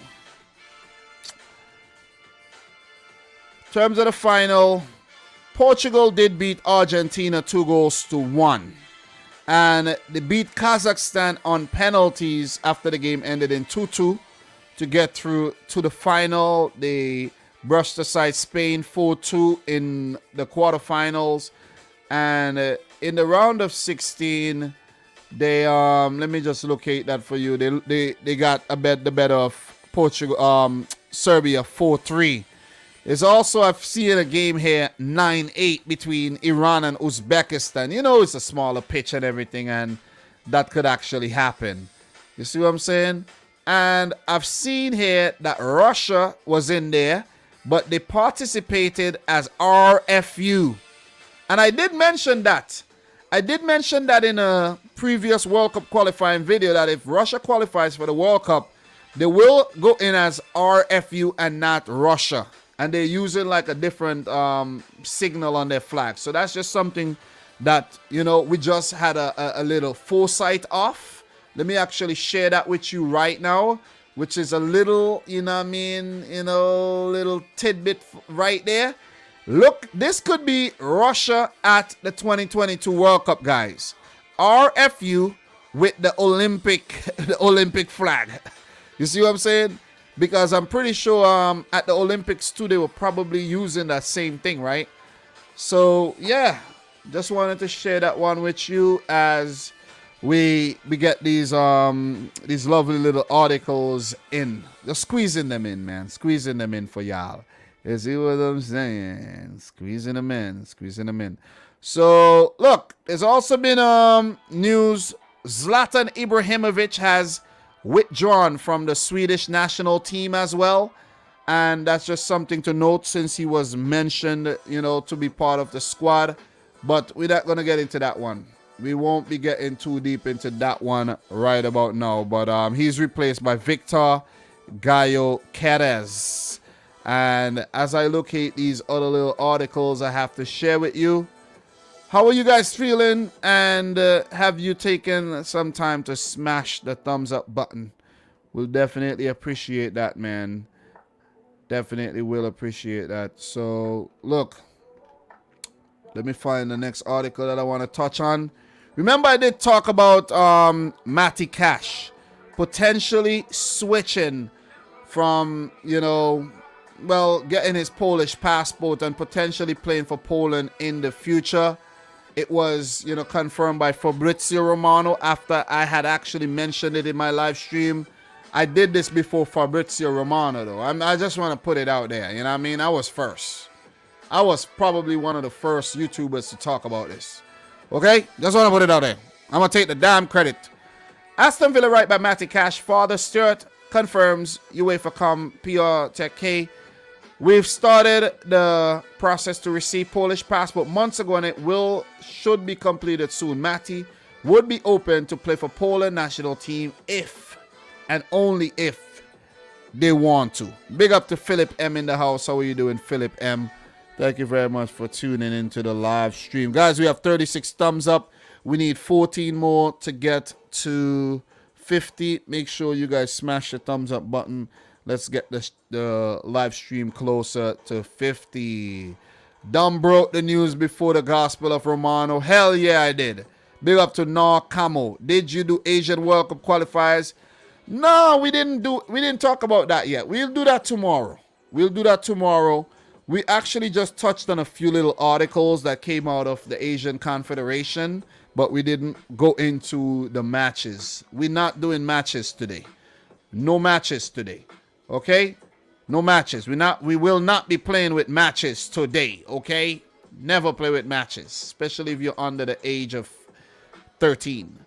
All right, so we got something else to share here with you, and this is an article, a tweet, breaking. Hungary hit with stadium ban and 200,000 Swiss francs fine for racist abuse of England players. Stadium ban is for the next home game with a second match suspended for 2 years. So the next home game for Hungary national team, they won't be able to have fans at the stadium. And the thing about Hungary, right, that you guys haven't really, I don't know if you guys noticed, but Hungary were doing pretty well in their group, right? Pretty well, pretty decent. Pretty decent. And up until this whole thing with the racists and all of the racist fans and all, and this is not all Hungarian fans. I'm not going to act like the entire Hungary is racist. It's just a select group of dummies in the stadium who are not actually, they can't be football fans if you're treating footballers like that. And they were in a really good position in the group, where right now they are on 10 points, and I think they were unbeaten in the group, if I'm not mistaken. Let me just get that information confirmed for you right now. They actually beat Andorra, but they were in a good position in September, but they lost to England and they lost to Albania. So they were in a really good position, and if they had picked up points against England and Albania, they would have been in prime position to challenge England for that top spot, because England has 16 points while Hungary has 10 points. So even if they had picked up 2 points in those games that they lost, they would have been ahead of both Poland and Albania right now. So it's an opportunity missed for Hungary, and I think they may just go on to miss out on a playoff spot and the direct spot as well. In their next home game, they will play Albania. No fans to cheer them on, and it will be a huge disadvantage for the Hungarian national team, in my opinion. So just wanted to touch on that one. I think I need to actually check off the things I talked about already. Where's my pen? Where is it? Okay, I found it. Because I have quite a few things to actually touch on here, you know what I'm saying? So I've already hit off about 4 things there. 5. Damn, I'm going well. I'm doing damn good in terms of getting through these. Really, really good though. So let me locate my next article I have, and I will be sharing it with you right now. And this is something that happened recently. And just want to hit you with that one. Stefan Kuntz named new Turkey head coach. I already dropped a little video on my channel talking about this one, so I touched on it already, but just figured I'll do it again because this is World Cup qualifiers daily after all. You see what I'm saying? After this, I do have 2 more articles to touch before we get into the UEFA Nations League segment. The Turkish Football Federation, TFF, Executive Committee has agreed terms with German coach Stefan Kuntz to take the helm of the senior national team. Kuntz will be presented to the media with contract signing ceremony on Monday, the 20th of September at 3 p.m. in Turkey's Football Federation National Training Center in Riva, Istanbul. We wish this decision to be auspicious for Turkish football. And in terms of Turkey and their World Cup qualifying situation, we spoke about Norway. Norway will be without Erling Haaland. Now, Turkey has Stefan Kuntz, a youth team manager at the national level in Germany. So, this could be the turnaround that Turkey actually needed after the sacking of Şenol Güneş, the man who took them to 3rd place at the 2002 World Cup, but came in 24th at the Euros and has been faltering even after Turkey was leading the group for some time. Netherlands are currently on top of the group with 13 points. Norway 2nd. Turkey 3rd with 11 points. 6 games played. Turkey has an opportunity here to turn their fortunes around if they could take advantage of that honeymoon period under their new coach, Stefan Kuntz. And it's pronounced Kuntz and not Kuntz, okay? Just remember that one. Kuntz. Maybe it's Kuntz. I don't know. I'm not German, but yeah. Anyways, so Turkey's next game will be against Norway, and then they play Latvia. They should beat Latvia, and they should get something against Norway, at least a draw against Norway with the Haaland missing, but there's still guys like Sørloth, and there's still Odegaard to deal with, and a few other players. They play Gibraltar next month, and the last game of the qualifiers in the group will be against Montenegro, and they will be hoping it's not their last game in terms of them getting knocked out. Last game in terms of qualifying for the World Cup, yeah, but not qualifying for the playoffs, if you understand what I'm saying. So, Stefan Kuntz, man, I wish you all the best. I hope you do a lot better than Şenol Güneş did this year, man. Seriously. So, look, I have something else to touch here on Didier Deschamps. Didier Deschamps came out and says that the World Cup every 2 years, it would hurt the integrity of the whole tournament. That's pretty much in a nutshell what he says. He says the World Cup will be trivialized. Get it? Trivial, small matters. It would be too frequent. So you'd be like, World Cup again, I don't care. I'm going to skip this one. You know what I mean? And I do kind of agree with Didier Deschamps. As much as I would love it, but I won't. I would love it, but I don't want it. You see what I'm saying? If you understand what I'm saying. So that is another thing that I've touched on, and I have one more for you before we do move on, though. Actually, I have 2 more things to share with you. And let me actually just locate them really quick. But what I should actually do, the things that I spoke about already, I should just get rid of them, and then I'll have more space. Yeah, because the way I have the thing saved, everything's like all in one here. So I could get rid of the things that I touched on already. You see what I'm saying, guys? Because it's already touched. I already talked about it. It's in my head already. And I don't really need to talk about it anymore, if you understand what I'm saying. You see what I mean? So, yeah, pretty much. I have more, but I'll save those for another day. And maybe I'll save them for a rainy day, if that sounds a little bit better. So, yeah. All right, let me just do a quick search for the article that I need, because it's taking forever to locate. And I'm pretty sure it will be easier to just search for it. You see what I mean? So, okay, I have it, found it. And this one is a groundbreaking, when I say groundbreaking, I mean groundbreaking article that I'm going to be sharing with you right now. So big up to everybody in the chat right there. You're wondering, what is this language, Dom? Dom, what is a language? What's the language, Dom? I don't get the language, man. Don't get the language, Dom. What is it? Guys, that's Icelandic. That is an Icelandic website here. And let me just refresh the page so I could get the translation going. I got a little tear in my eye when I realized this.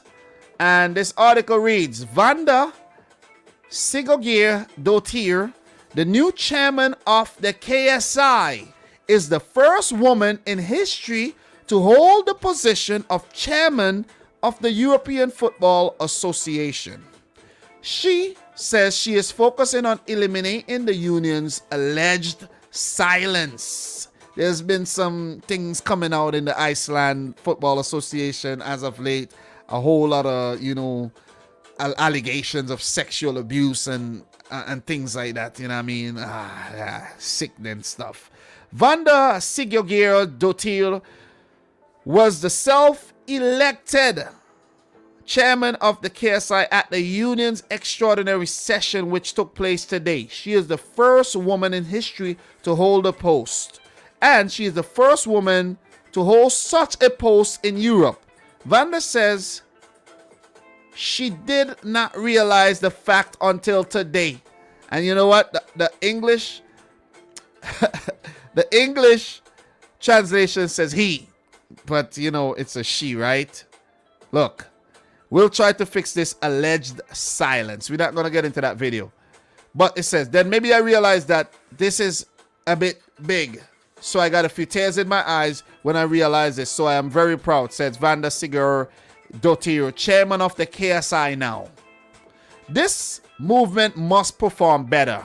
Vanda's emphasis will be on conversation and collaboration with the movement, the organization. Emphasis will be also placed on resolving issues that have been high in the media recently. I think that's the key. This movement must perform better. As I said in my speech, we need to listen to the victims, and we need to create action plans that address these issues much better than they have been. That work has already begun. The previous government started this. As has been reported in all of our media, national team captain Aaron Einar Gunnarsson is under police investigation for a Dare woman who accuses him and another former national team member of a crime against him in or her in Copenhagen in 2010. Vanda heard about the case on Twitter in August. Aaron Einar is not in the national team for the upcoming games. Did not try to prevent Aaron Einar from being in the group. Did you push for him not to be selected in the group? Look, the national team coach chose the group, so I did not. Do you think there's a consensus within the movement? I do not know. It is harder when you're self-elected. You know nothing. I hope so. I think we need to come together in this great movement to make it even better. Vanda works partly at the University of Iceland, so she's a smart lady. Asked if she intends to work full-time as chairman of the KSI, she said it is likely. Okay, so look, it's not a lot more to read, so I'll just finish it off. This is a very big job. It's been a while since I decided to run for office, and I'm realizing that this is a lot of work. I'm starting to get ready. My colleagues at the university have started to step in and help me, so I expect that to happen. Let's leave the table unhappy. Gislason, former vice chairman of the KSI, gave a speech on behalf of the former board today. There he said that the demand for resignation had been a disappointment to the government. The rest of us on the board, deputy board, and as regional representative leave the table dissatisfied as we are passionate about football, says Gisli. The board, however, fully understands the situation that has arisen. So that's it, man. Big news. Lady by the name of Vanda is now in charge of the Iceland Football Association, better known as the KSI. And she is the first in Europe to actually hold a post. The first in Iceland. This is groundbreaking. Vanda, you are a pioneer. All the best in cleaning up Icelandic football. that has been on a downward surge as of late. And when I mean a downward surge, this is a team that almost qualified for the World Cup back in 2014, barely missed out. Then went on to qualify for their first major international tournament at Euro 2016 and did even better by qualifying for the 2018 World Cup, where they did fail to get out their group. But since then, they have been on a downward spiral. Iceland are currently in Group J along with Germany, Armenia, Romania, North Macedonia, and they're all behind those 4 teams. 6 games played, 4 points picked up, 1 win, 1 draw, and 4 losses, which you could conclude that they won't qualify for the next World Cup in Qatar. But with the remedial work planned by Vanda and her team, they could actually prep and make a comeback for the 2026 event. So yeah, man. So thank you guys. Thank you very much for listening through that one. Big up to Thriller, one of my favorite ice players from the past is Eidir Gudjonsen, and he spells his name with them cool letters. Yeah, man. It's Icelandic Thriller. Big up to Danny A in the house. How you doing, Danny A? And I thank everybody who is in here right now. Guys, if you haven't yet liked the video, we need 3 more thumbs up to get to 40. It will be crazy if we get to 40. Just kicking off the World Cup qualifying thing. Not glamorous. You see what I'm saying? No big numbers or anything, but it's necessary work. And that's the beauty about what I do. I do a lot of necessary things. Might not be the most popular, but I do the necessary things. It's not the most fun thing sometimes, but it's necessary. You see what I'm saying? We're not looking for those vanity metrics. We just actually looking to get the information out there for the ones who enjoy it. So if I could give 30 people, 40 people, 50 people some good information, and then, you know, more people join along, it's awesome. You see what I mean? Doesn't have to be 10,000, 20 or 30. You see what I mean? The work is still important. So I do have one thing left to share with you from the European Confederation of UEFA before I do get into UEFA Nations League content. And let me actually get this for you before I move on. So just gotta locate this one for you guys. And yeah, so Sheriffs Georgios Athanasiadis is the Champions League Player of the Week, which is absolutely amazing, because what he did against Real Madrid, man, oh my God, oh man. So I just want to hit you with this one. I did touch on this one already, and I did talk about this one during the Champions League review that I did. This guy won the game for Sheriff. I know they won the game 2-1, but it was because of his brilliance in between the sticks. Okay? And as a result, he has been called up for the Greek national team, which is absolutely brilliant. And I did mention that as well. I did mention it, and I was like, wow. He was the man of the match. 11 saves in the game. He has a nice little UEFA Champions League trophy to put into his cabinet and everything, and it's just good, man. It's just a good story. It's just a very, very, very, very good story.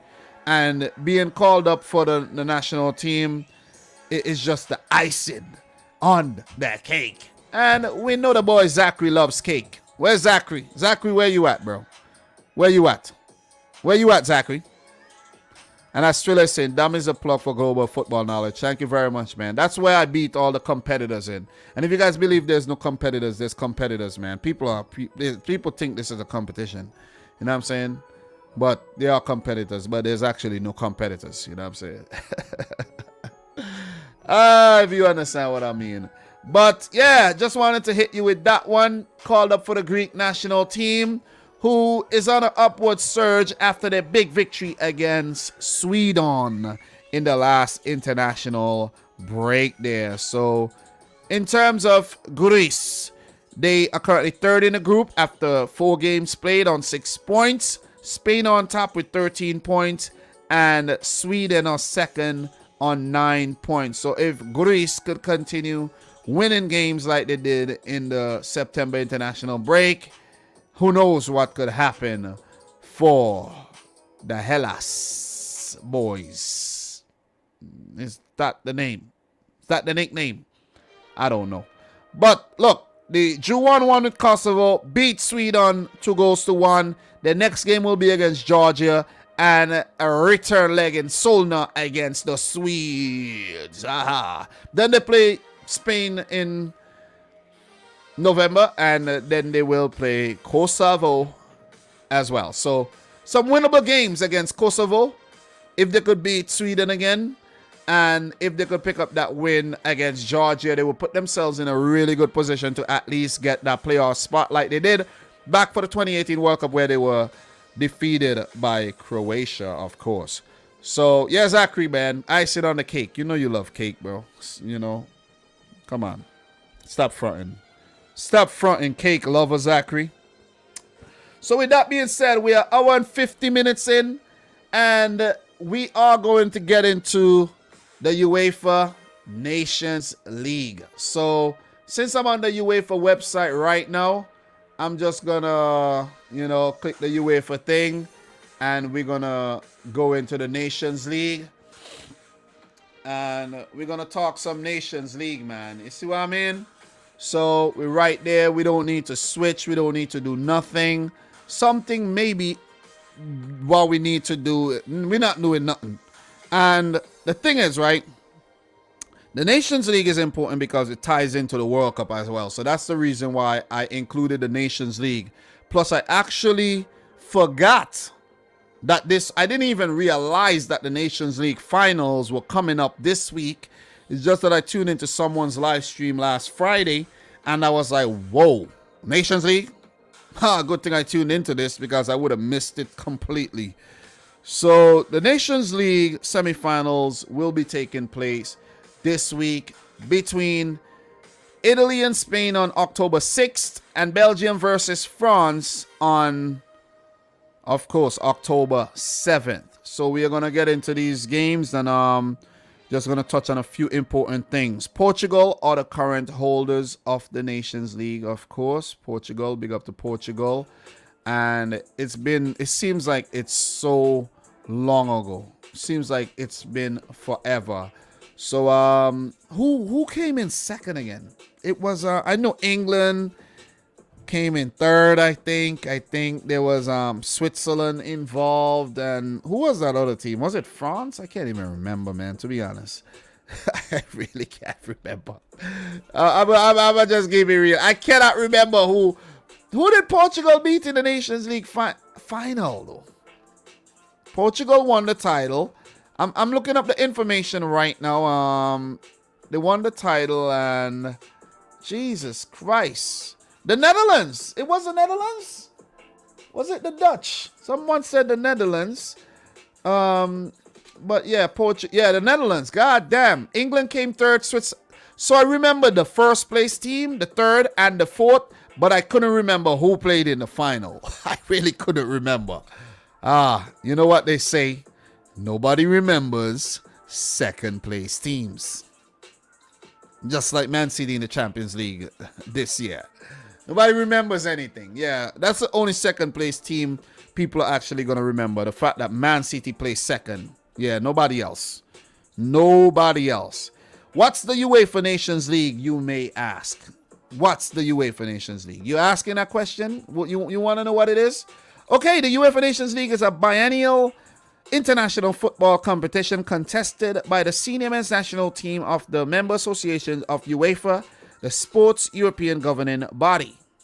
And the tournament was brought in to replace meaningless international friendly matches previously played in the FIFA international match calendar.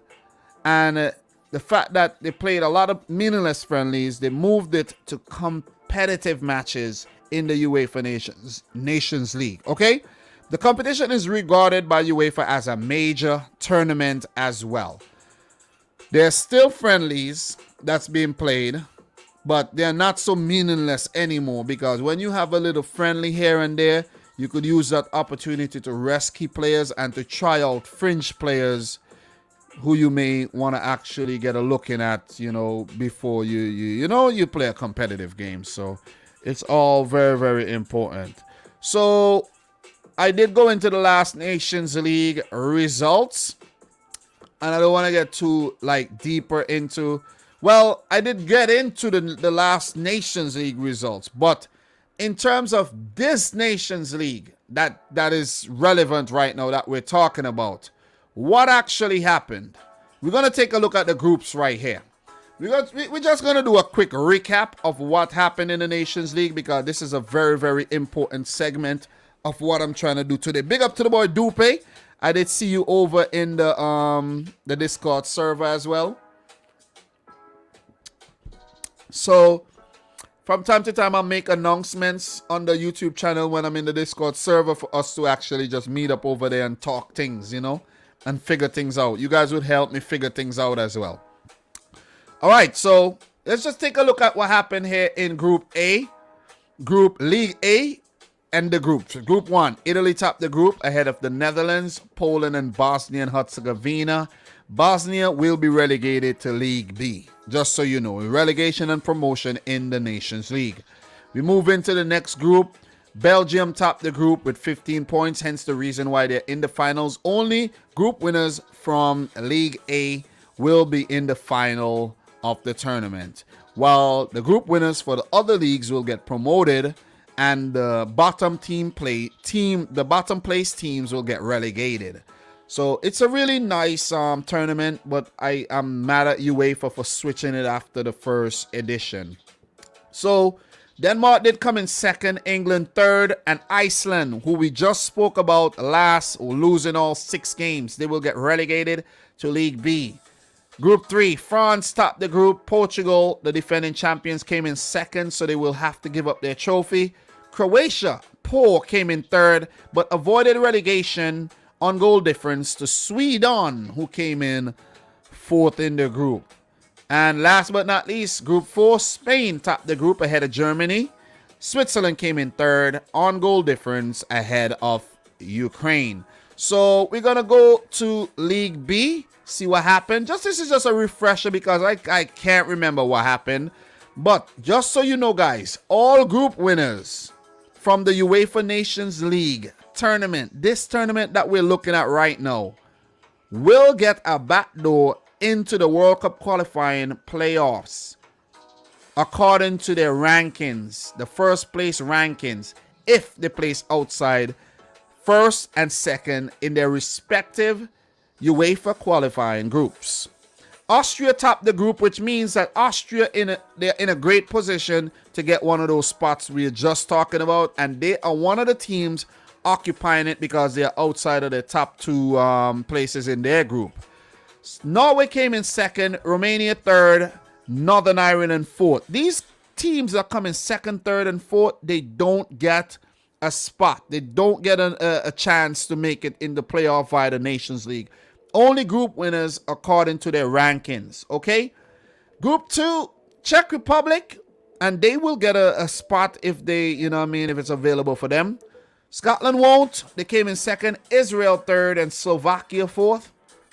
Hungary, 11 points. They topped their group. Russia came in second, Serbia third, and Turkey fourth.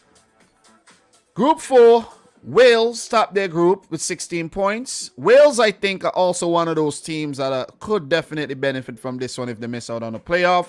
Finland a second, Republic of Ireland third, and Bulgaria fourth. So Bulgaria relegated to League C. Wales promoted to League A. Turkey relegated to League C. That's a low. Hungary promoted to League A. That would actually help their football develop. Slovakia relegated to League C. Czech Republic promoted. Wow. Slovakia, Czechoslovakia. Wow. Split up. Real big split. Split up from the group and split up from the division as well.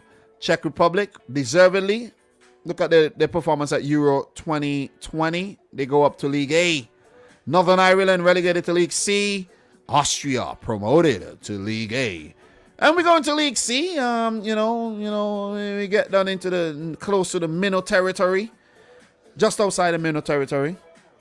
Montenegro, who would get promoted to League B, topped the group with 14 points. Luxembourg second, Azerbaijan third. Cyprus relegated to the bottom league, which is League D. Armenia, who has been performing well. So this is no fluke what they're doing in the World Cup qualifiers, right? They will go up to League B. Macedonia stay in League C. Georgia as well. And Estonia relegated to the bottom tier. Slovenia top their group. They will go up to League B. Greece second. Kosovo third. Moldova will go back down to play with the Minnows. Group 4, Albania will get promoted to League B. Belarus will stay in the League C.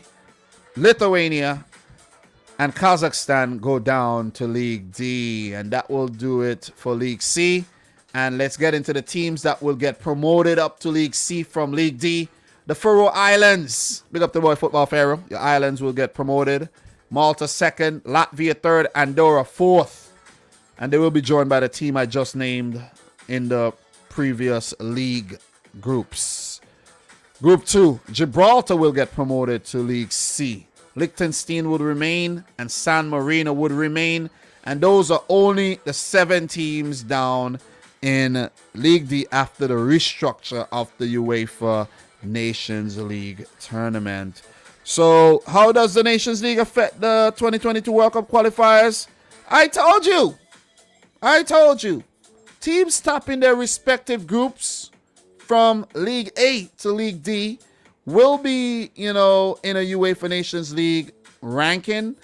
And if you place outside the top 2 places in your World Cup qualifying group for the 2022 World Cup in Qatar, you could get a sneak into the playoff rounds. There's 2 spots available. 10 group runners-up will qualify from the 10 groups, and 2 teams would get into the playoffs for 3 of the playoff paths that would actually give us the last 3 places after 10 group winners would qualify directly for Qatar. So yeah, how's everybody doing? Did you enjoy that one? That one was a thorough recap of the UEFA Nations League, and we're going to get back to the fixtures here. And when I say fixtures, I mean the finals, which includes the semis, the third place match, and the final game. So the games will be played at the Stadio San Siro in Milan, the semi-final between Italy and Spain. Italy getting home court advantage there. And this would actually be, I ran into an article as well, guys, and I don't want to just go off the top. I want to get this one actually spot on for you guys. Very, very spot on. I do not want to get this one wrong. So let me just locate this. Right now.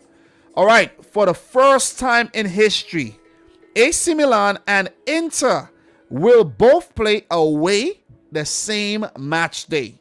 San Siro was needed by UEFA to prepare Nations League semifinal that will be played on Wednesday. That's crazy, right? That's crazy. And we know AC Milan and Inter, they both share the San Siro, right? So that's nuts. That is nuts. And the other game will be played between Belgium and France at the Juventus Stadium in Turin on the Thursday. And the third place match between the losers of the semifinal will be played at the Juventus Stadium in Turin. And that will be on the Sunday as well. That will be on Sunday, 9 a.m. in the morning. I'll be watching that one. I'll be at work, but I'll be watching it still. See what I'm saying? I don't care. I'm going to watch it. Loser of semifinal 1 versus loser of semifinal 2. And the final will be played at the San Siro on that same Sunday. And that will be at 2:45 p.m. Eastern Time. And I will be doing a watch-along for that one. Definitely. I think I'll be doing a watch-along. I have to do a watch-along. There might be World Cup qualifying games on that day. But I'm not sure if World Cup qualifying games will be played on Sunday in Europe. Let me just check that out really quick to give you guys the information here. We're gonna get into some things, World Cup qualifying, who needs what. We should get into that maybe tomorrow in terms of Europe. We should get into that from the UEFA website. So Sunday, October 9th, there will be games. There will be a lot of games. So they don't actually care. There's a UEFA Nations League and there is World Cup qualifying games on the 9th as well. Well, no, I'm looking at the 9th. Saturday the 9th. Oh yeah, okay. Okay, so there's no games on the 10th. I'm reading this thing wrong. There may be no games on the 10th. Yeah, there's no games on it. I don't think there's any games on the 10th. Rightfully. So there'll be games Friday, October 8th, Saturday, October 9th, and I think that might be it. I don't see anything else. That might be it, right? For Europe. There's not a lot of games though. There's not a lot of games in Europe this month. A lot of teams are off through to the Nations League. And let me just do another quick search here to just verify all this, because sometimes I can't believe the information that I'm getting because it's like whoa, really? Like there's only a few games? Anyways, I'm gonna pull that up. There'll be games on Friday and there'll be games on Saturday. There won't be no games on Sunday, but the games come back on Monday. There will be games on Tuesday as well. And there will be, up until Tuesday. So the games range from Friday, Saturday. No games on Sunday because of the Nations League, which is perfectly great. And I'll do a watch along for that one. I'm going to schedule it pretty soon and work on a thumbnail very early so you guys know what's going on. And there will be other World Cup qualifying games in other confederations. So there'll be a lot of work to do, man. A lot of work. The work never ends, man. The work never ends as a football content creator. Just want to put it out there. So with that being said, guys, let's talk about the semifinals. We won't stay forever doing this. Big up to everybody in the chat right about now. Ilyas, man, thank you very much. If you're going to sleep, appreciate you tuning in. I know it's late where you at. If it's late where you at, man, and you have to sleep, just go to sleep. You know, you'll catch the replay. You could catch the replay, man. It's no big deal. You see what I'm saying? Catch up on the replay. You see what I mean? Guys, make sure you smash the thumbs up button for the stream. Do appreciate everybody who's in here right about now. We have hit 40 thumbs up. Who disliked the video? Come on, man. Because always got to be some kind of hater coming the thing to, you know, mess up the metrics. You see what I mean? But the Nations League, man, let's get into this, and then we're gonna actually talk a bit about some squads. This is the final hour. This is the final hour of the live streams. We're winding down. So just to give you guys my quick thoughts, don't want to be too long-winded at all on these matches. Italy versus Spain. These teams recently met at Euro 2020, right? Italy won on pens in Euro semis. First Nations League semi-final. And you could see the form here for the two teams. Italy, we know they are on an unbeaten run of about 30, how many games? About 36 matches unbeaten in a row, which is crazy. The Spain team has been up and down. Started slow at the Euros, then came into their own, and you know, they had some good moments, but overall I think Spain were poor, if I'm being completely real. You know what I'm saying? So what we're gonna do, we're gonna take a look at the squads for both these teams, and I'm gonna give you guys my prediction here. I don't need to go too deep into the head-to-head situation and all of that, but you know, I really don't need to. Because these teams, I don't need to. But I'll give you guys some head-to-head situations. You know what I'm saying? Still. So, Italy versus Spain. You know, head-to-head. Give you guys a quick head-to-head real quick on this one. And then, yeah. So, these two teams have met each other on 34 times. 34 previous occasions. 12 matches won by Spain, 10 games won by Italy, and 12 matches ended in a draw.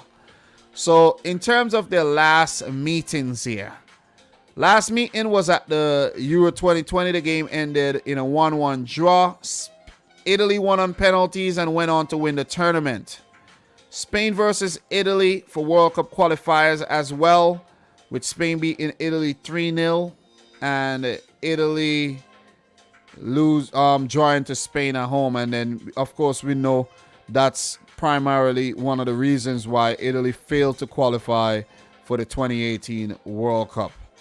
So yeah, that's some good information for you there. Italy did beat Spain at the Euros back in 2016 as well. So these are things to actually remember. Italy beat Spain in a friendly back in 2011. But apart from these three losses, Spain have performed very, very well against the Italians. So in terms of the squads, let me just locate the squads for you guys really quick. I like to get the squads on Twitter. You see what I'm saying? I like the Twitter graphics. Makes for great visuals. So I'm just going to get this right now. And there's been a few changes to the squad. Pessina got injured. I think Tonali was called up. So there's a few changes. Definitely a few changes. But let me just locate the squad really quick. And I'm going to share this with you guys. So let us go. We're going to get off of this page right quick. And we'll come back. But this is the squad for Italy for this game. Donnarumma, Meret, Sirigu.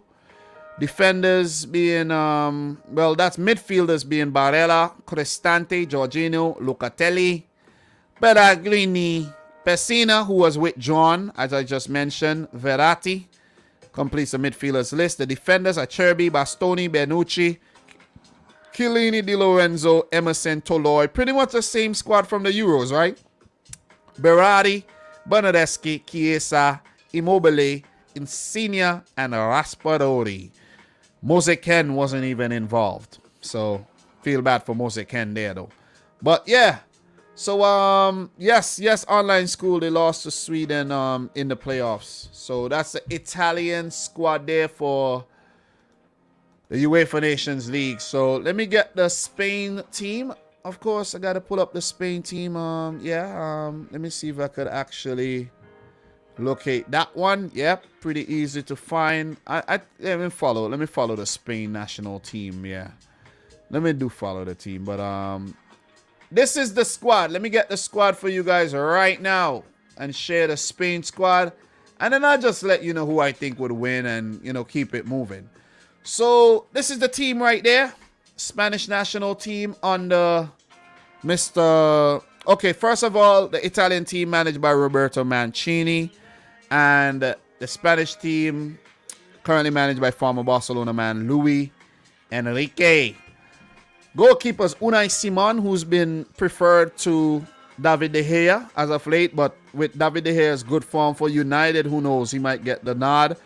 Robert Sanchez of Brighton Hove Albion has been an absolute fire as well. So he did receive his first cap in the last international break. Man City's very own Loney right back. Imagine he's a Loney, and he's already playing for the Spanish national team. Pedro Porro, Cesar Azpilicueta, Man City's very own Emerick Laporte, Mr. Eric Garcia, the biggest waste man. Yeah, I don't like Garcia at all. Inigo Martinez completes. There's Pau Torres, Reguilon, Marcos Alonso back in the team. Wow, big up to Alonso. Great form with Chelsea recently. Rodri, oh, what a block against Liverpool. Sergio Busquets struggling with Barcelona. It seems as if Gavi has received its first official call-up for the... I think, I might be wrong, but Gavi has looked good for Barcelona and he receives a call-up. Koke, ever present in the team. Mikel Merino, who's been getting some call-ups recently. Sergio Roberto, I think, was a late call-up if I'm not wrong. Brian Hill, also a late call-up to the squad. Yeremy, oh man. Listen, Yeremy Pino is the truth. I'm happy for this guy. This is a really good call-up though. Yeremy Pino of Villarreal is the truth. He is the truth. Mr. Ferran Torres, Man City's very own Ferran. Mikel Oyarzabal has been linked to Man City as well. Pablo Fornals and Pablo Sarabia completes the list. I don't see Alvaro Morata here though. Did Morata get dropped? Where's Dani Olmo? Are these guys injured? Maybe they're injured. There's no Sergio Ramos. There's no Alba. Jody Alba, I think, is injured right now. There's no Nacho. You know, there's a lot of missing names, man. A lot of missing names. There's no Adama Traore as well. He did not get the nod. He's been poor lately for Wolves, if I'm being completely honest. And that's the Spanish national team in a nutshell there. And as Triller said, I didn't even read your comment. No Adama. Spain Olympic squad was also good. And no Pedri as well. I think Pedri is given some time off because he's been... I think Pedri actually picked up an injury, if I'm not mistaken. If I'm not wrong, he's dealing with some injury. So, yeah, man. Yeah, so I don't know if this, you know, what's going on with the squad numbers there, but it's pretty weird. Pretty weird. Any Real Madrid players? Oh, that's a great point. Let me see. Did we call out any Real Madrid players? Doesn't look like it. Doesn't look like it. No, there's no Real Madrid players in the team still. None. Reguilon used to play for Real Madrid, but he doesn't count. Jesus Christ, there's still no Real Madrid players in the team. Wow. Wow, no Iñaki Williams as well. He deserved a call-up. Chase Athletics, Italy are just too damn organized. So, guys, it gets to the point where we gotta actually... Let's just go back. Let's just go back and go back and go back. We have to actually predict this one. So what I'll be doing right now, I'm going to let you guys predict in a poll. I'm going to make a poll and you guys are going to predict Italy on home soil versus Spain visitor. So... let me see what you guys are going to say in terms of the poll. Italy. Remember this game, if it ends in a draw, it would actually go, you know, maybe to... I don't know if it goes to extra time or to penalties, but there must be a winner here. There must be a winner. I don't know if it goes straight to pens or if there's extra time. So I'm going to let you guys vote in a poll. And Italy versus Spain. Ask your community. Bam. The poll is live, guys. The poll is live, so please make your votes. All right? And if you have any questions or anything else to add, make sure you do so. Make sure you drop it in the chat. So vote in the poll, guys. Vote in the poll. The poll is live. Vote in the poll. So we have 8 votes already. Italy leading the charge with 75%. I like this feature. I never used it before yesterday. That is crazy. So 80 is giving us some good information. There is extra time if it ends level after 90 minutes. Thank you very much. I wasn't too sure. I know that's the standard procedure, but I honestly wasn't too sure. And when you're not sure, you ask questions. 14 votes. We have 34 people in here. If you haven't yet liked the video, make sure you do like the video and vote in the poll. Let's try to get at least 25 votes, man. You see what I mean? Big up to everybody in the stream right about now. Do appreciate you. Donovan is going for Spain revenge on pens. Well, Italy have not been in great form lately with those draws, as someone mentioned here, against Bulgaria and Switzerland. And look, let me just read out your whole comments. Although they had somewhat an underwhelming September qualifying window, he says Italy are definitely the favorites here. Look, after what we saw from Italy at the Euros, they are the favorites to win the whole thing. We have 17 votes. So if you haven't yet voted and you're watching, guys, smash up the vote. Come on, vote, vote, vote, vote, vote, vote, vote. You see how it is? You see how it is when election time come around? Nobody want to vote, man. But when there's times to change laws, everybody wants to have their say and everybody has a problem. Vote in the poll. We need 7 more votes to get to 25. Okay, so make sure you vote in the poll. Big up to Dupe, who says Spain all day. And Jason Jordan, damn Dom, what time it is? It's 10:46 p.m. local time. It's still early for me. I took a nap already. I took a nap. Let's be honest. Everyone is saying Italy win because they won the Euros. You're right about that. You're right about that. But we do have 18 votes in the poll. 19 now. Could we have 6 more votes? Is there anyone in here who are yet to vote in the poll? Is there anyone watching who are yet to smash the thumbs up button for the video?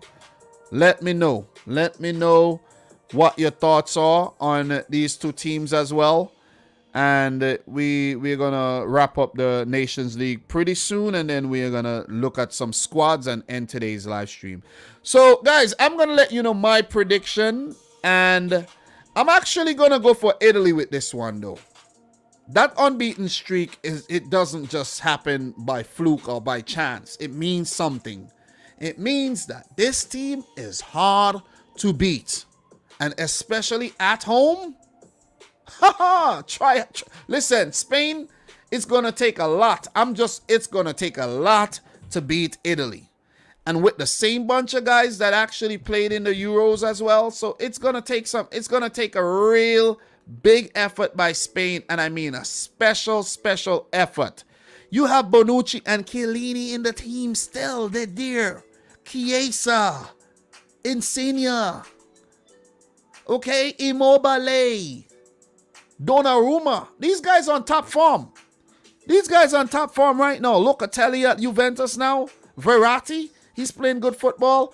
Look, it's going to be very difficult to beat this Italian team. They're very compact at the back, and they're not just playing that very defensive brand of football that Italian teams are, used to be playing.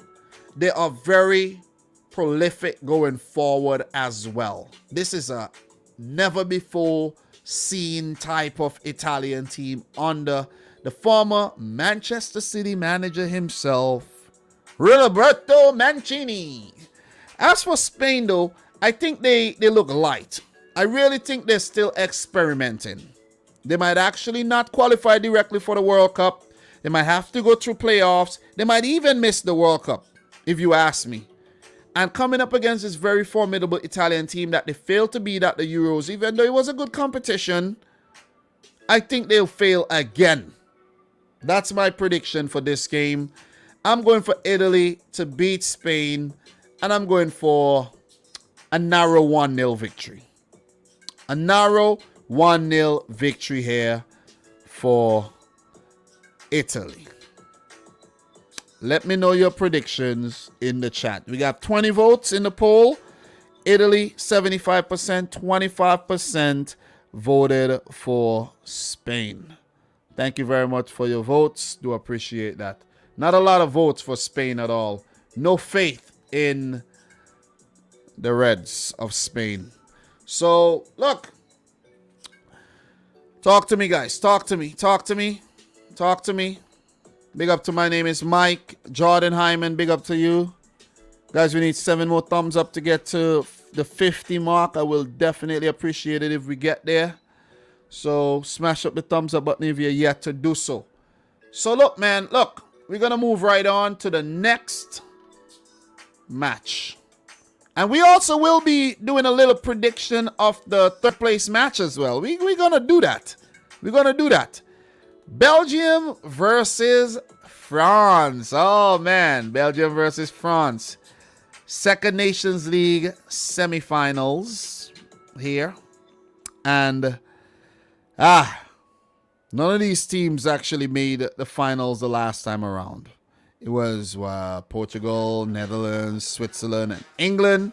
But this time, we have what? 4 different teams, which is absolutely crazy when you think about it. You know what I mean? I had to just slow down a bit and realize it's like only 4 different teams. So the winner of this, according to me, will play against Italy, and 75% of the people that voted in the live stream poll. And I'm going to end the poll. 22 votes we got. Thank you very much. Thank you very much. We now have 73 versus 27. And it's going to be difficult to overturn Italy there in terms of the poll that we put up. In terms of form, man, the French national team has been in strange form. they have been drawing a lot of games. The last 5 games have been 3 draws, a loss, and a win. This is crazy in terms of form, right? As for Belgium, they have 4 wins and a loss. This is absolutely nuts in terms of the form by the French national team, right? Crazy, crazy. So what we're going to be doing, we're going to be doing some quick head-to-head right now. So let me just locate the Belgium national team and just get their head-to-head stats against the French. And remember, they were knocked out of the World Cup by the French. So this means war. They have unfinished business against the French national team. So according to 11 versus 11, Belgium and France have both met each other on a total of 74 times. 74 different times. And it goes back to 1904. A lot of international friendlies that are not going to be talked about. But there's a rich history between these two national teams. So the last few meetings between the two teams, as I mentioned, they last met at the World Cup, where France beat Belgium 1-0. Previously, Belgium had beaten France back in 2015 in an international friendly that finished 4-3. They have enjoyed another victory against France back in 2002, an international friendly, and you have to go back to 1981 for the 82 World Cup qualifiers for their last victory against France, where they won that game 2-0. So they have not fared very, very well against Le Bleu at all. Not a great record against France, if you ask me. Very, very poor record. But the form that the French national team has been showing, it's rather worrying. You see what I'm saying? It is rather worrying to me. So what we're going to be doing right now, we're going to be taking a look at the French national team squad that will face Belgium in this UEFA Nations League semi-final fixture. So as I scroll down on Twitter right now to actually locate the damn squad, just give me some time. Give me some time. Let me find this squad right about now. All right, taking forever because they actually, you know what, man? Actually, you know what? It doesn't look like if they actually posted anything on Twitter, though. Yeah, the FFF did not post anything. Let me see. Let me just double check really quick. It's in French, so I'm finding it very difficult to read these things, though. But let me locate the squad elsewhere for you. Okay. Let me get the squad elsewhere. France squad. They just have to make everything difficult. You see what I mean? They got to make everything difficult. But I found it. I found it though. All right, let me share this with you right now. All right, this is actually very cool, and I'll be sharing the squad with you right now. Sharing the Belgium squad. We're going to be doing it in the same format. Just hit you with a head-to-head, the squad. Spoke about recent form as well. And, you know, talked about how Italy, of course, won the Euro 2020, right? And, you know, World Cup qualifiers and things like that in terms of their form. We touched on a little bit of that as well. So this is the squad for the French national team. Didier Deschamps, you know, he's in charge, of course.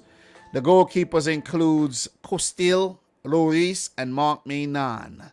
Defenders, Luca Dean, Dubois, Luca Hernandez, Presnel Kimpembe, Dayo Upamecano, Rafa Varane, Jules Koundé, and Benjamin Pavard.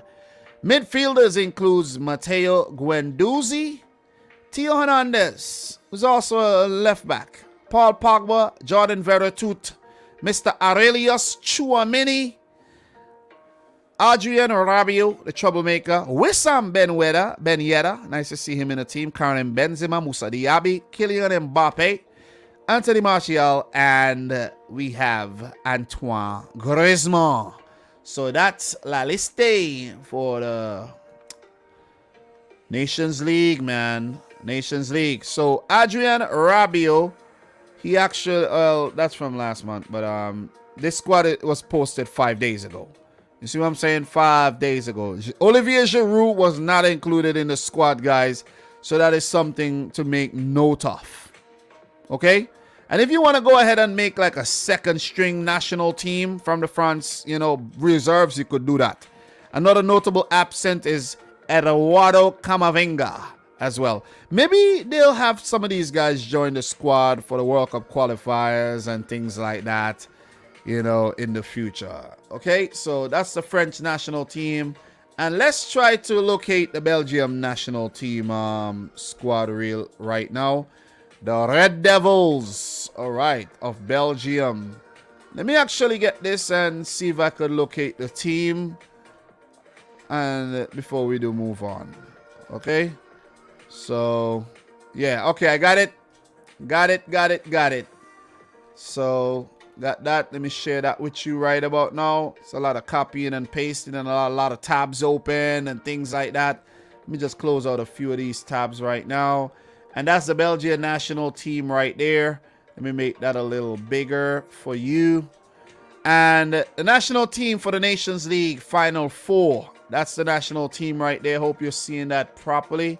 Let me actually make this a little bigger. Nah, I can't go bigger. So, look. Keon Casteels in goal with Thibaut Courtois, Simon Mignolet, and Matt Sells. 4 goalkeepers, Toby Alderweireld, Dedrick Boyata, Jason Denayer, and Jan Vertonghen. 4 center-backs there. They're pretty much the same center-backs they use all the time, right? Yannick Carrasco, Timothy Castagne, Torgan Hazard, Thomas Meunier, and Alexis Saelemaekers could all be used as wing-backs. Kevin De Bruyne, Leander Dendoncker, Yuri Tillemans, Hans Van Aken, and Axel Witsel. In the middle of the field with Charles De Ketelaere, Eden Hazard, Dode Luka Bacchio, Leandro Trossard, along with Michy Batshuayi and Romelu Lukaku, with Divock Origi and Christian Benteke missing out on the team, along with, I think Dries Mertens actually retired already, if I'm not mistaken, though. But those are the notable absences there. Devil time, as they mentioned. This is the only Red Devil teams that I actually like.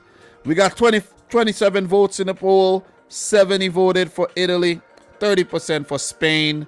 And what we're going to be doing, we're going to be ending this poll, and we're going to use another poll, and we are going to bring up the game between Belgium and France. So let's get this one right. Let's go. So if you guys have any thoughts on the squads, please share. Let's go back. And let's go right back there. Okay, that's good. That's good right there. And Belgium versus France. So, yeah. Belgium versus France. I'm going to put out another poll. So make sure you guys vote for your winners here. Okay? Please. All right, let me take my time. I don't want to mess up the poll. Belgium, France. Ask the community. Belgium versus France. Guys, you could vote in the live poll and pick your winner of this one. I've already made up my mind who I think is going to win the Nations League semifinals. And then we're going to go on and just briefly touch on the final 2 games as well, in terms of the semis and the final itself. So let me know. We need 4 more thumbs up to hit 50. Make sure you guys smash the thumbs up button. I will definitely appreciate that. All right. So look. Let's talk. Let us talk some more, okay, about the form of these 2 teams. You know what Belgium has been doing in World Cup qualifiers. They always do the business. Always do the business. As for France, they have been drawing a lot of games. I have no doubts that both these teams will qualify directly for the World Cup. As France are topping their group, even with 3 draws in their group, they're still 7 points ahead of Ukraine, who have drawn all 5 of their games. And Finland, who are also on 5 points. So France, I think they will qualify.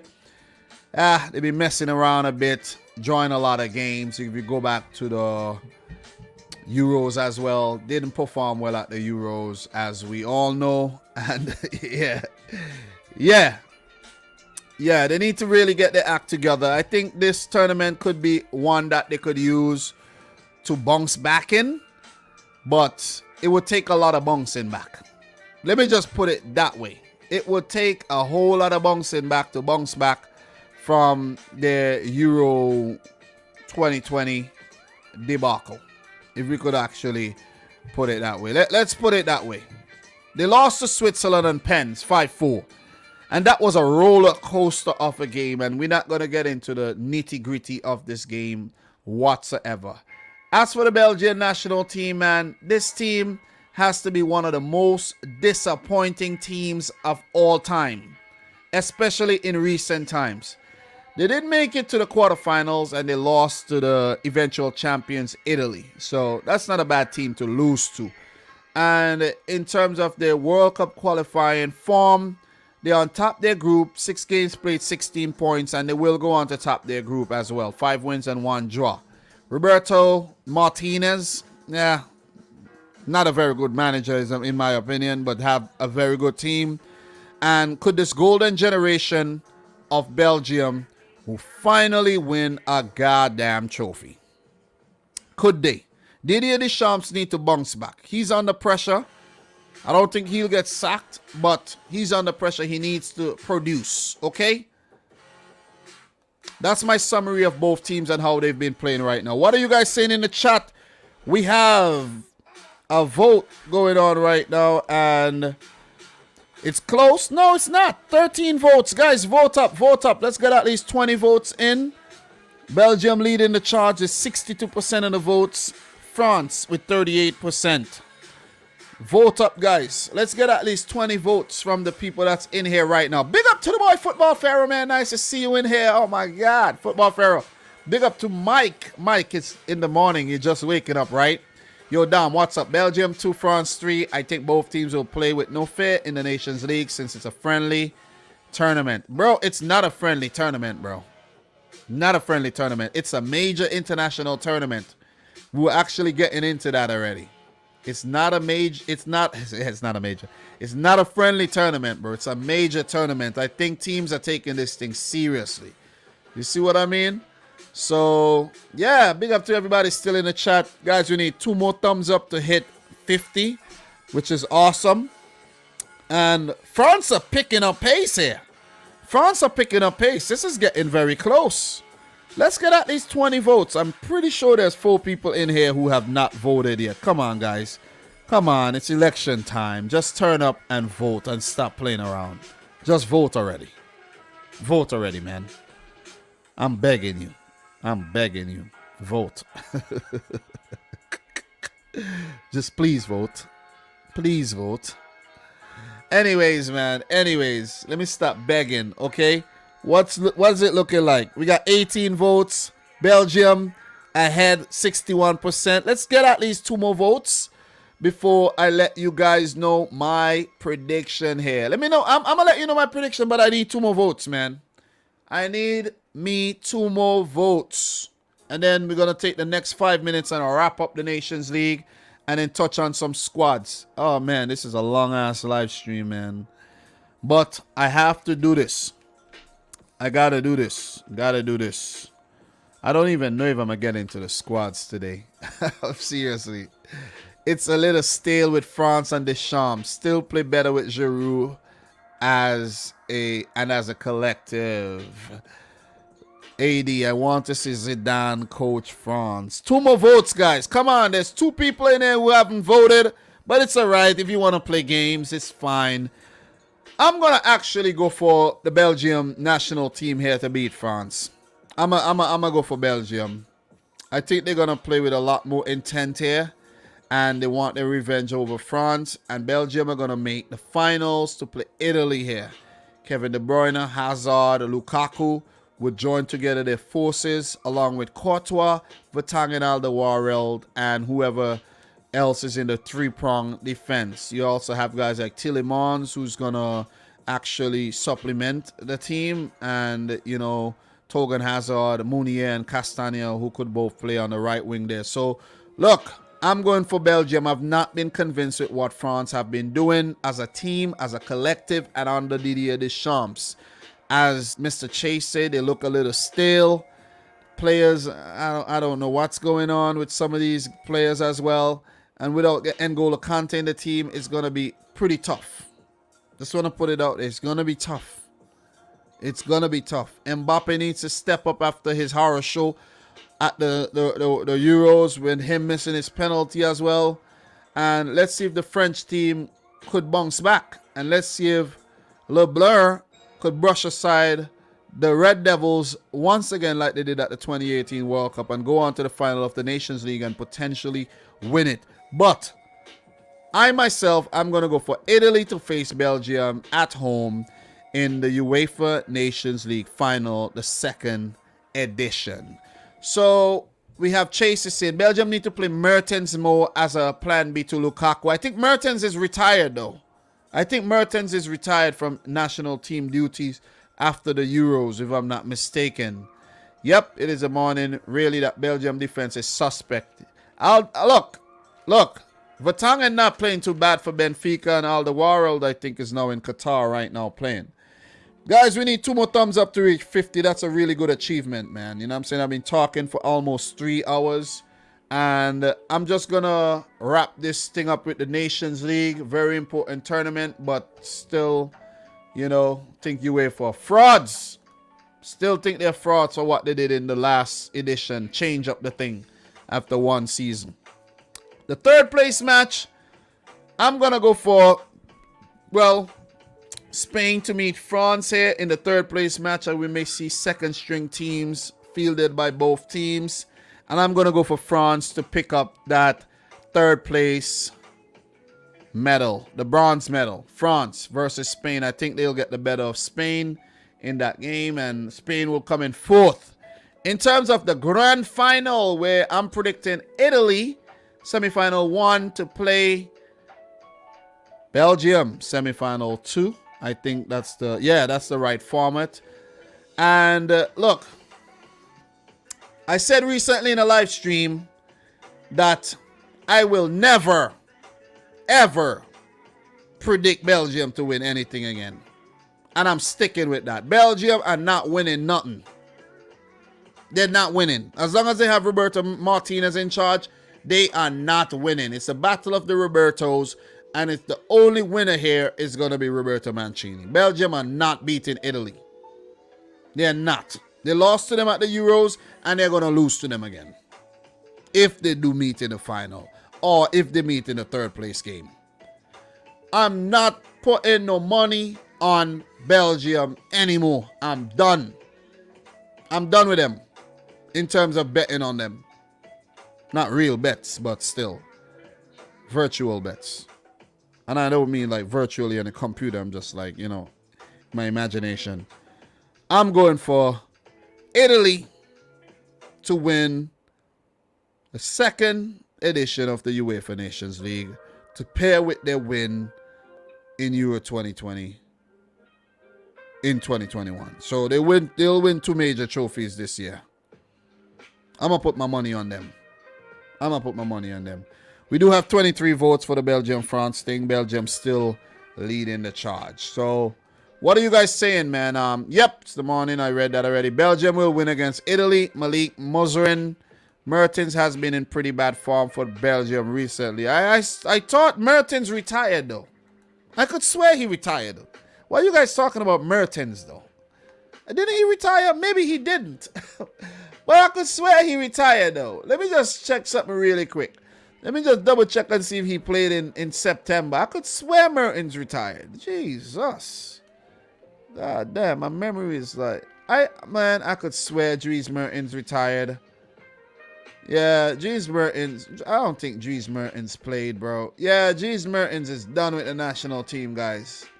Yeah, he's not... He retired after Euro 2020. So that'll be my predictions for the UEFA Nations League. And without further ado, guys, within the next 20 minutes, we'll be let's look at some squads really quick. Let's look at some squads. So you guys, if you guys have any requests, just let me know, and we'll be looking at some squads right now. So that'll do it in terms of the Nations League and me wrapping up UEFA. I already looked at some squads in terms of the squads for Spain, France, Italy, and Belgium. But now what we could actually do is to get into some of the other squads, like a Brazil squad, an Argentina squad, a U.S. men's national team, and things of that nature. You see what I'm saying? So definitely we could do that. So yeah, just give me a second. Let me just reset a while and just look into something really quick. But if you haven't yet liked the video, make sure you smash up the thumbs up button. So I don't think any of these teams will actually be taking part in World Cup qualifiers this month. None of the teams participating in the Nations League: Belgium, France, Italy, and Spain. So they'll be back in November to, you know, participate in those games. It's kind of weird, right? I find it really weird that they are actually playing the Nations League now, but it is whatever, man. You see what I mean? It is what it is. Like, whatever. Spain only have like 2 games left anyways. You see what I'm saying? So it's working out. Spain has 2 more games. Italy has 2 more games. France has 2 more games. They did it in this way because they knew that that's the way it would. I think they got their things figured out. They got it figured out. So kudos to UEFA for that. See what I'm saying? Kudos to them for figuring that out. You know what I mean? So what we're gonna do, we're gonna get into some squads right now. So let's talk about let's look into the Argentina squad, man. Argentina squad. Let me just locate this squad really quick, and we'll get into this one. Argentina squad. This is the time we look into some squads, and we just have some you see what I'm saying, some discussions. All right, so yeah, the new Argentina squad. Let me just try to locate that really quick. I like to use Twitter to get those nice graphics, you know. Argentina Football Association. I need to follow all these football associations so they'll be like really easy to locate. So let me see if they actually tweeted out the squad. Hopefully they did. You see what I'm saying? I hope they did. I hope they did. Taking me some time to actually get the squad. I hope I run into it pretty soon, but you know, I should have got that already down packed. I could find it in other means, but still. These squads were probably announced like last week too, so damn, it's taking me forever to bring this up. They tweet a lot. See what I mean? They tweet a whole lot. Anyway, they're just like Fabrizio Romano. All right, I can't find that. I really can't find that right now. I'm gonna just have to Google search that right now because I can't find nothing on the squad in terms of graphics on Twitter. All right, so yeah, let me do a quick search. Argentina squad. All right, check the news. Just bear with me, guys. Bear with me, baby. All right. So Paulo Dybala out of Argentina squad for World Cup qualifiers. He actually picked up an injury. God damn, man. All right. Okay. Let's go. Goal.com. Goal.com. We got the squad. I think we found the squad. Is there this thing is being really like, you know what I mean? Like, why did I even choose Argentina to start with? But we got the squad, though. We got the squad, and I'm going to share the squad with you right now. That took some time. If it's going to take that long to find every squad, might as well I just give up, right? So this is the squad here. Let's just take a look at the squad. Let's go down, find the squad right here. Wish I had a nice graphic, but I don't. But this is the squad for the October games. All right, here you go. Big up to Poke. How are you doing, Poke? They play in November. They don't have a... Wait. Who are you talking about? Oh, you're talking about the European thing, right? The European thing.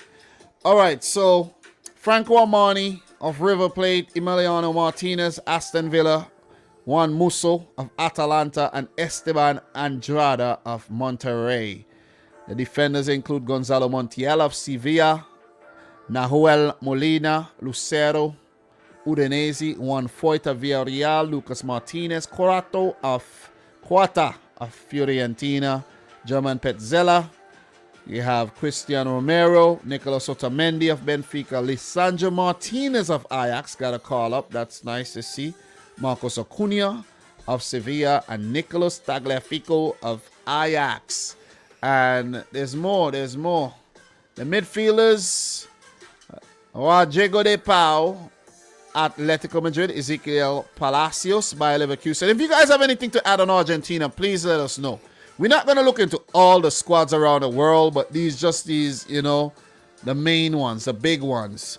Leandro Paredes of PSG, Guido Rodriguez, Real Betis, Nicolas Dominguez of Bologna, Giovanni Lo Celso of Tottenham, and Alejandro Papu Gomez of Sevilla. Forwards include Angel Di Maria of Paris Saint-Germain, Lucas Alario of Bayer Leverkusen, Paulo Dybala withdrawn from the squad, I think, of Juventus, picked up an injury, Lionel Messi of PSG, not Barcelona, Maestro Messi, Lautaro Martinez of Inter, Angel Correa, Joaquin Correa of both Atleti and Inter Milan, Nicolas Gonzalez of Fiorentina, and Julian Alvarez of River Plate. Lionel Scaloni, the manager of the team. Guys, what are your thoughts on this Argentina national team, man? Oh, Michael is telling me to try that Twitter status. Okay, I can't actually click the link here from my my thing, but thank you very much for dropping that right there. So yeah, I can't bring up that comment because I'm actually on my desktop and I'm using the StreamYard comments here, so I can't. So that's the Argentina squad. I think Argentina looks very good in terms of winning the World Cup. And there's also something, I'll talk about that in another one. I'll talk about that in another World Cup qualifiers. I don't want to talk about that today. I'll save that for another World Cup qualifying daily. Let me actually write that down at the bottom.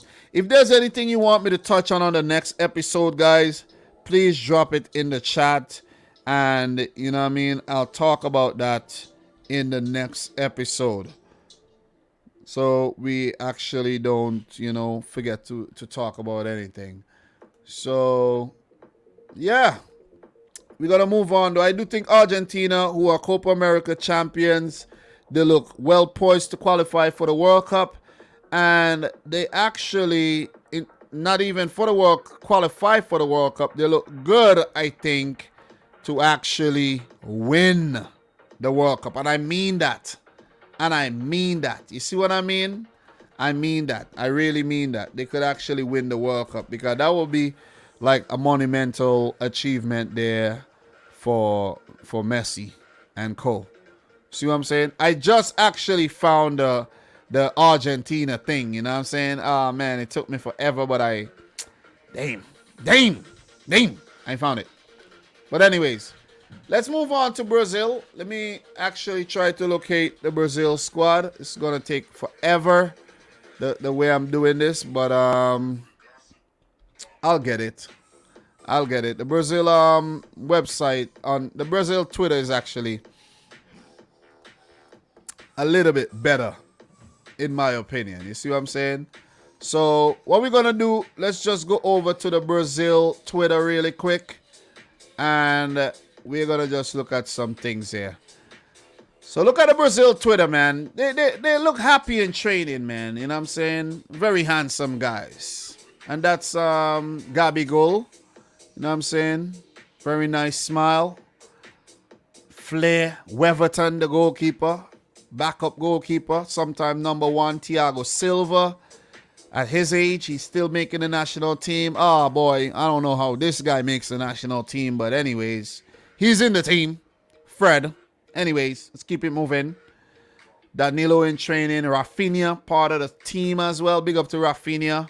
Nice to see him there. Weverton, the goalkeeper. Very, very good, man. Very good goalkeeper. Some of these guys, I don't know them very well. Those two guys in the picture there. And, yeah, we're going to keep it going. Gonna keep it going. There's a video there. You know what I mean? There's a video. The players training. Could, you know, just enjoy that a little. That's fun, right? That is fun. That is fun. Oh, man. The guy's rolling his ass on the thing. I think that's Edison Ribeiro right there. I don't know that guy very well. But, yeah, that's what's going on with the Brazil team there. We're going to keep it moving. Scrolling through these pictures. Team going for breakfast. I remember when I played cricket and I was in the whole team dynamic. When we went for breakfast and in the hotel, man, that was very fun. You know what I mean? So I know how it feels to actually go for breakfast with a big team, a big group of players. You know, but that's for cricket though. That's Tite. Tite, I think that's Danilo. He's meeting there in the mask. Rafinha, all them guys showing up. You know, Alexandro. You know what I'm saying? So yeah. Let me see if I just locate the Brazil national team squad in full to share with you guys. The squad should be here somewhere. But, you know, hard luck to the futsal team that came in second as well to Portugal. So, it's going to take forever. Big up to Pele, kissing the World Cup trophy there. He's been dealing with some health problems lately. So, yeah, man, squads are taking forever to find though. I don't know why I'm using this format, but whatever. Whatever, man. You know. Yo, Mike, if you're on Twitter, just hit me with the link on Twitter if you find that, bro. If you find the link on Twitter, just hit me with the link on Twitter, bro. Cause it's let me actually search for it on Twitter and see right now. Because I should just search for it on Twitter instead of the pages, because it's taking forever. Brazil squad. Alright. Alright, I found it already. You see that? Oh my fucking God, man. Stupid. Jesus Christ. Sometimes I am stupid, you know? I have to admit. Sometimes I am an idiot. I am an idiot sometimes. I found it, bro. I found it. It's right here. Jesus Christ. Chase, thanks, man. No problem. This is the Brazilian squad. Alisson, Edison, Weverton. Emerson, Danilo, Alexandro, and Arana for fullbacks. Defenders, center backs, Thiago, Eder Militao, Marquinhos, and Lucas Verissimo, who's been linked with a move to Atletico Madrid recently. Midfielders, Casemiro, Fabinho, Fred, Everton Ribeiro, Lucas Paqueta, Eder Nilsson, and Gerson. Attackers includes Gabigol, Neymar, Anthony, big up to Anthony, need player, Gabriel Jesus, Mateus Cunha, Rafinha, and Vinicius Jr. No Firmino, think because maybe injury, and no Rodrigo Goes. So that's the squad for Brazil there. That's the Brazilian squad. Okay, you guys are seeing it on screen, right? Yeah, you are seeing it on screen. That's good. So, look, the Argentina squad that I just called, just because I couldn't actually locate the graphic when I was looking for it like a dummy. This is it right there. That's the Argentinian squad in picture, in color. Hoi Kim, I guess you didn't watch Futsal World Cup. No, I don't watch futsal. I can't watch futsal and watch football at the same time. Sometimes, maybe in the future, I'll just try to catch on, you know, some futsal games. But it's difficult to keep up. It's really difficult to keep up. So, as we're on this page, there's another squad here. Whose squad is this? Whose squad is this? This is Venezuela? Yeah, this is Venezuela's squad. This is Venezuela's squad. And it's a very small graphic. You really can't see it that well. And yeah, you can't see it that well. So you can't see it that well at all. So what I'm going to do for this Venezuelan squad, since we are talking squads right about now, I'm going to actually just, you know, show it to you differently, okay? So this is the Venezuelan squad right here. I uploaded it in the wrong way. It shouldn't be in the background section. I don't know why I did that, but, you know, there I go again, messing up. There I go. You see what I'm saying? I've been streaming for 3 hours, by the way. So you could see it's taking its effects on me right now. But yeah, man, look at it. Look at it. Venezuela. This is the squad right there. This is a little bigger. And that's the squad. Just some names. Wilker Farinez, promising goalkeeper. You have Solomon Rondon back with the team again. Josef Martinez as well.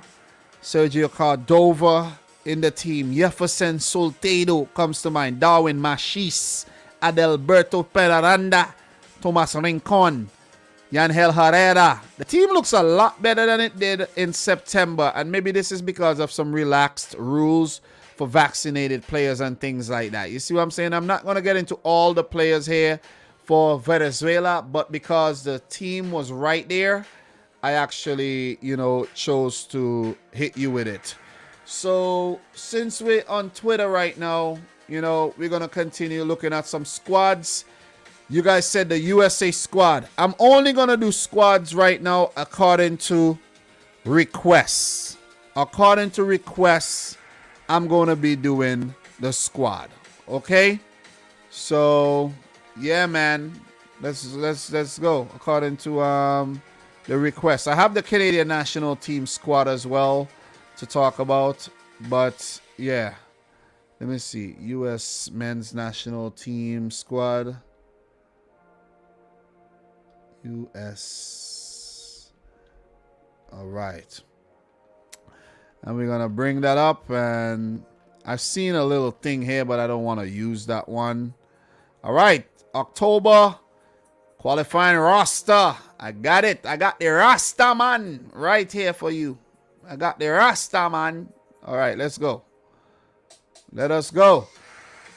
Games in Austin versus Jamaica on the 7th. The 10th in Panama City versus Panama. And against Costa Rica in Columbus. So this is the squad right here. And I'll give you my thoughts on the squad. Hope you can see that very, very clearly. And let's get into this. Let's get into the squad. Let me actually download this image.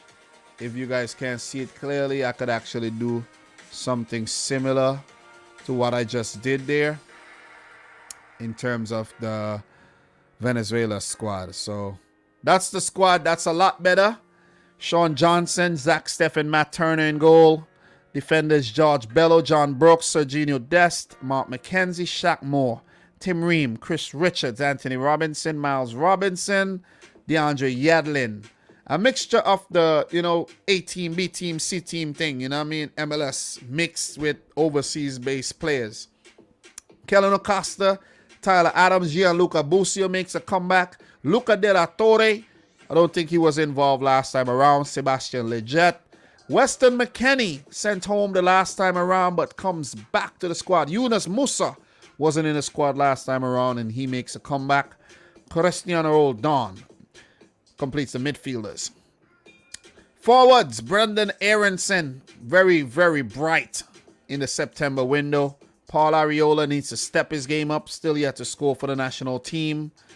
Matthew Happy, he makes a return to the squad. That's a very good addition, man. Ricardo Pepe, what a player. He was instrumental in the win against Honduras. Tim Weah comes back, as well as Giassi Zardes, who I was calling out for during the World Cup review I did with my boy Football Pharaoh as well. So, yeah, man. Yeah. That's the USA squad for your head tops right there. Big, bad, and bold. So, any thoughts on that squad? Let me know in the chat. And we're going to move on. We got more squads to touch on.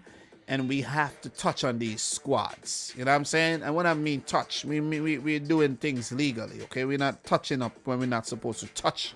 All right, so the Canadian national team squad. Let's take a look at that one. Canada national team, Canada soccer squad. Let me search for that because they call it soccer as well. You see what I'm saying? So the squad for the September games are there, but I need the squads for the games for October. I did see that squad, All right, I got it. Got the squad for the October games. and we'll be sharing that one with you as well. So let's touch on these squads. Guys, I'm taking requests, okay, for squads that you want to see. So let me know. And this is the Canadian team squad. We don't need to actually make something bigger for this. This is very big. So Samuel Adekudbe. I like this player, man. This is a really good fullback. Fast. You think Richie Larea is fast? This guy's fast as well. Milan Boyan, Zachary Broad, Gillard. I think this squad is very good. Charles Andreas Brime.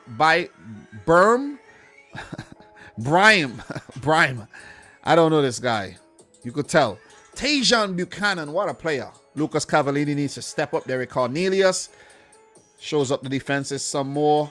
Maxim Kripo, backup goalkeeper there for Boyan. Jonathan David, Alfonso Davies, Steven Estacio. That's the dynamic trio, along with Tajon Buchanan. Leon Fraser, Doniel Henry, Junior Hoylett, experience. Atiba Hutchinson, the epitome of experience. Alistair Johnson, fullback, very determined, man. Mark Anthony Kay, very steely in the middle. Kyle Larin, feisty up top. Richie Larea epitomizes speed. Richie Larea. Liam Miller. Kamal Miller has been good for them. Jonathan Osorio, got to step a game up, man. James Pantimis, I don't know that player very well. Samuel Piet has been part of the furniture for some time. Jacob Schaffelberg, don't know him. Steven Vittoria, a veteran, and David Watherspoon. Where is the guy Kennedy, man? Kennedy is missing. Where's he? Maybe dropped. That's the Canadian national team for you for the October matches. Yeah, big up to the boy Fresh God. How are you doing, man? I'm good. Philip M. Canada will pull off a surprise result in the Azteca. We're not really getting into fixtures right now. You see what I mean? But yeah, thanks for that. And we'll get into the fixtures more when we come back tomorrow and so on and so forth. So we have more squads to touch on. Let's actually take a look at the England squad. Let's see who made the cut for England. We touched on a lot of squads already, you know. Little do you know, we probably touched over 10 squads already. You see what I'm saying? England squad. All right, let's go. England. Tammy Abraham has been called into England squad for the first time since November 2020. Okay, so that's some things. Congratulations on your England call-up, Ben Chilwell. So, Tammy Abraham called up, not replacing anyone, but just called into the team. So, on September 30th, the Three Lions confirmed their squad for the October matches, and I will share this one with you right now. Okay, so let me just share this one, and let's go over here. Replace the Canadian squad with this one of the Three Lions. So, yeah, that's the squad. Very small. Can't see a goddamn thing. But I'll try to rectify that one with another upload of one of these pictures as well. So, there you go. Sam Johnstone, Jordan Pickford, Aaron Ramsdale. Connor Cody, Reece James, Tyrone Mings, Luke Shaw, John Stones, who's yet to play for City this season, I think. Maybe one appearance I could remember. Fikayo Tamori, doing well for AC Milan. Is for Takori, that Tamori tackle there on Pessina, is that what injured Pessina? Might have. Kieran Trippier and Kyle Walker. So, midfield, Phil Foden, Jordan Henderson, Jesse Lingard, Mason Mount, Calvin Phillips, and Declan Rice. With the forwards being Jadon Sancho, Jack Grealish, Raheem Sterling, Harry Kane, Bukayo Saka, and Ollie Watkins. Dom Calvert-Lewin misses out on injury, and also Patrick Bamford on injury. There's a few other players that missed out. We're not going to get into them right about now. Harry Maguire, notable absentee, missed out because of injury. And guys, thank you very much for helping the stream reach 50 thumbs up. it meant that while we were streaming, 50 loyal supporters dropped in and liked the video. More than 50 did drop in. But yeah, and we did end up getting 40 votes on the poll. And Belgium, they squeaked past with 55%. I'm going to end that poll right now. I forgot to actually end that poll.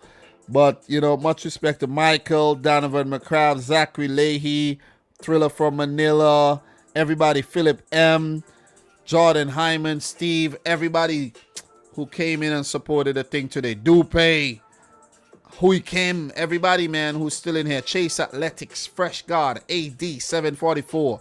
All of y'all in here right about now. Which squad you want to see? The Mexico squad. Yeah, I did see, I did take a look at the Mexico squad before. Mexico squad is a lot better than it was. Mexico squad is a lot better than it was. Let me just put it out there. A lot better than it was last month. Okay? So, let me actually make sure I get this right. Okay, yeah, I got it right. I have a few more to share with you after I share the Mexico squad. So, let me just save some of these images so I could actually use the saved images to share with you instead of going back all over the place on Twitter. I even have one from the Jamaican national team as well. And there might be a few changes, though, for the Jamaican national team thing. But let's go, man. Let us go. Let us go. I'm glad I'm getting these in today because we don't have to touch on these again. Just let's put it that way. We won't have to. You see? So could I do like an upload of these things, like a multiple upload? I don't even know if I can. But nah, you can't do multiple. Yeah, no, you can't. So let me just upload these one by one. And let's touch on the Jamaican squad right there. There's a Jamaican squad right there. And yeah, let me actually just move this. And let me actually just, what should I do now in terms of this? Let me just go to like the FIFA website or something. You see what I mean? In the background there. That looks a lot better. So, that's more of the theme. The Jamaican squad, Andre Blake, Dylan Bonds, Dennis Taylor. There might be some changes in terms of the goalkeeping things. I've read that Jadid White was actually included in the squad. But this is the initial squad that was put out on October the 2nd. Damian Lowe, Adrian Mariappa, I'm giving him different name. Leon Moore, Ethan Pinnock. I think Pinnock is now withdrawn from the squad too. So this is not even an updated Jamaican squad. And this is a perfect example of Jamaican football right now. All over the damn place. You see what I'm saying? O'Neal Fisher, Kemal Lawrence, Javane Brown, Daniel Johnson, Devon Williams, Javon Watson, Bobby Reed, Tyreek McGee. With Junior Flemings, Kemal Roof, Jamal Lowe, Michael Antonio Javanese, Shamal Nicholson, and Andre Gray. With Leon Bailey and Corey Burke missing out because of injuries. Those are big misses, of course. And I'm telling you, no Ravel Morrison in the team as well. He was included the last time around. Coach came out and said some things about Ravel Morrison. And he's not included. Derby County going through their things. I don't know if that has any bearing. Anthony, you know, what's his name? Damn, man. What's the guy name that was involved in the freaking from Swindon Town the last time around, man? Did you see Ryan LFC Combine 11 against the USA? No, I didn't. No, I didn't. I've been a busy man. I haven't really got time to watch a lot of football content. You know what I'm saying? So, what's his Anthony Grant? He wasn't included. Wow. Maybe they didn't like the way he played, or maybe he wasn't. I don't know, man. I don't know. But it's been a lot of changes from the last squad. The only possession the Jamaicans gonna have on Thursday is marijuana possession. Ooh, very stereotypical. All right. But yeah, man. Yeah, I didn't watch Ryan's video because I was thinking to myself, like, Combine 11, Jamaica, USA. Nah. No. You don't really know. What, Michael Antonio gets in the team? Andre Blake, maybe. Who else? See what I'm saying? So why do a combined 11 for that? Yeah. Leon Bailey, maybe. I don't know. But yeah, anyways. So, look. Let us move on from the Jamaica national team squad. And let me actually pull up another one. And that would be the Mexico national team. Let me get the Mexico team pulled up. And yeah, that's Mexico for you right there. That's the Mexican national team with the names are very difficult to read. Whoever made this, not a very good job. But Cota, Ochoa, Orozco, and Talavera, the goalkeepers, with Nesta Arroyo, Dominguez, Golado, Collado, Cesar Montes, Hector Moreno, Ruiz Rodriguez, another Rodriguez, I don't know that guy very well. Sanchez and Vasquez. I don't know some of these guys very well. If I say the first name, I know them very well. But if I don't say the first name, I don't know them at all. Edson Alvarez, Uriel Antuna, Cordova. I'm not too familiar with. Jonathan Dos Santos, Andres Guardado, Hector Herrera, Obelin Pineda, Luis Romo, Charlie Rodriguez. You could tell who I know, right? Jesus Corona, Rogelio Funes Mori, Raul Jimenez back in the team. Hervin Lozano back in the team. Henry Martin still there. And Alexis Vega still there. Tata Martino is the manager. And that's the Mexican national team. A lot stronger than it was last September, if you ask me. And I think the Mexican national team may do a lot better than they did last time around. With that being said, Costa Rica. Let's talk about the Costa Rica national team. Headlined by the Paris Saint-Germain goalkeeper Keylor Navas there. Veterans like Oscar Duarte, Francisco Calvo in defense. These guys need to step up. Kesha Fuller, I like Kesha Fuller. Very, very, very fast. Very determined. Very, very determined. Backup for Keylor Navas includes Moreira and Aaron Cruz. And defenders, you have Kendall Waston comes to mind there. Brian Oviedo, Ronald Matarita. Guys have been around for some time right now. I'm not going to get into the other names that I don't know very well. But midfielder Celso Bojes. These guys need to step up, man. Big time. Yeltsin Tejeda as well comes to mind. Brian Ruiz, Randall Leal, Johan Venegas. These guys got to step up. Luis Fernando Suarez headlines the team as coach. And you have Jonathan Moya up top and Joel Campbell, Kenneth Vargas, along with Jose Guillermo Ortiz. That's the Costa Rican national team for you. And I did do that because someone shared all four national teams in one, including the USA men's national team as well. So, if there's any requests for national teams, please let me know in the chat. Let me know, and I will actually bring it up. Any more national teams? Who came? Italy. I touched on Italy already, bro. Touched on Italy already. Smith Yoon, how are you doing? Dupe, continue to thank you, man. Keep up the great work. Appreciate it. Appreciate it, guys. So there's a few more squads we could actually touch on. But if you don't have any more requests, for some of the more popular teams, we could actually move on because I did touch on a lot of squads and squad changes in terms of players switching national teams as well. You see what I'm saying? One squad I'm interested in is the Morocco national team. Let me see if Hakim Ziyech actually got called up. You see what I mean? Morocco squad. Let me see if that's something that I could locate right now.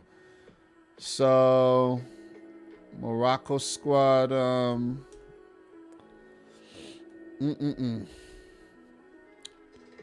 All right, so I found a squad, man. I found a squad for Morocco, and I'm gonna be sharing it with you right now. Let me just get that one uploaded really quick, and I'm going to drop the Moroccan squad on you right now. In the meantime, let me just delete some of these that I've done already. And yeah, I should have actually left them there, but it's fine. So this is the Moroccan national team squad. Bonu in goal. You have where is Bonu in goal. Where is no Hakim Ziyech still? Mr. Halid Hodzic and Hakim Ziyech has been going at it. So Ziyech not in the team. Wow. Okay. Adam Messina, Ashraf Hakimi. Comes these names I don't know. Sofian Amrabat. You have Fajal Fajir, Imran Lauza, Chair, Mune Al Haddadi. You have Ben Charki, Enezari, El Kabi. El Kabi has been playing good. I think he plays in Turkey, if I'm not mistaken. Sofian Boufal. These are the names I know. These are the names that come to mind. And that's the latest squad for Morocco. Let me see. Any more requests? What about Denmark? Yeah, I did see something on the Danish national team. So let's check out the Danish national team squad, man, for the October games. Denmark squad. Gonna get that right there. Remember the boy Martin Braithwaite is out injured for, a prolonged period of time. So, yeah, just keep that in mind. All right. So, I got the Denmark national team squad here for you. And I'll be sharing it. Just bear with me. No Mazrui for Morocco either. Yes, Mike. How are you doing, Mike, man? How's the football been? Have you been winning games? Denmark, and it's in Danish too. Schmeichel, Rono, Hansen, Joachim Mæhle, Jens Stryger, Daniel Vass, Rasmus Nissen, Simon Kjær, Andreas Christensen, Yannick Vestergaard, Joachim Andersen, Christian Norgard, Thomas Delaney, Pierre-Emil Heiber. You have Matthias Jensen. These guys from Brentford in the team there. Mikkel Damsgaard. Oh, man, what a player. Andreas Skov Olsen, Jacob Braun Larsen, Mohamed Darami, the young, African player there, a player of African descent, recently, roped into the team. Kasper Dolberg, Yusuf Paulsen, Andreas Cornelius, and Jonas Vind. Quality team. They will qualify for the World Cup in this month. I'm pretty sure they will do it. So, guys, it's late, man. 3 hours, 21 minutes. I'm going to call it a day. It's almost midnight. I'm going to hang out with the wife a little, and then I'm going to go to sleep. I got work in the morning, and I have to prep for the live that's coming up tomorrow. Give my voice a little break, man. Jesus Christ. I'm feeling the effects on my throat right now. Jeez. But we will continue to look at squads. So if we have some more squads we could check on, what I'm going to do, I'm actually going to upload some of these squads into my StreamYard and have them waiting for you for when we do some more squads tomorrow, okay? Demo, I'm good. You need to go to sleep. Yeah, Demo. Demo, you've been really scarce around these parts these days, bro. You know what I mean? I know why you're scarce. You're only scarce because your Liverpool are up right now. When Liverpool are down, you'll be back. You'll be back to hear what I have to say. Big up to the boy Bethel as well in the house. Thank you very much for tuning in, guys. Thank you very much for your continued support with the content. Been really grinding, putting out the content and putting out those clips for your head tops as well. So, yeah, pretty fun stream. And appreciate all the love and support we did get today. All right, Mohamed Darami, very exciting. Demo, cricket, I broke my thumb, have a surgery. Yeah, bro, we got to link up, bro. You got to come through. You got to come right here. Remember, we spoke about that already. We spoke about that. You got to come right here. And as I mentioned, let me see something. I need a widescreen camera, though. But let me see if you could fit. Yeah, we'll be a little close, but I'll be here. You'll be there. I'm going to have my own mic. You're going to have... Or maybe we could just go back. Yeah, we could go back. We just go sit back a little. Yeah, we good. We sit back a little. I have my own mic. You have your own mic. And, yeah. we'll figure it out. We'll figure it out. We must link up this season, bro. We got to do something live and direct in person. See what I mean? Not that I'm like eager to see you on anything. You know what I mean? Just saying. Just putting it out there. But look, it has been a fun one. I think my camera was like way out of focus the last live stream I did. But it's whatever, man. Doesn't really matter. But as long as it's in focus here. I do appreciate everybody who came through, man. And this is a warm-up stream because World Cup qualifiers starts on Wednesday. So people usually come around when it's Wednesday. You know, more people. Where we might have 100+ people on match days and things like that, you know? So, yeah. But, guys, my voice is, like, crazy. Yeah, I'm gonna give it a rest. So, look, man. Appreciate everybody who tuned in, participated in the stream. Michael says, going to watch a Finland-Ukraine match on Saturday. So, at least that, you know, have that to look forward to. Like, Norwich already relegated. Oh, my God.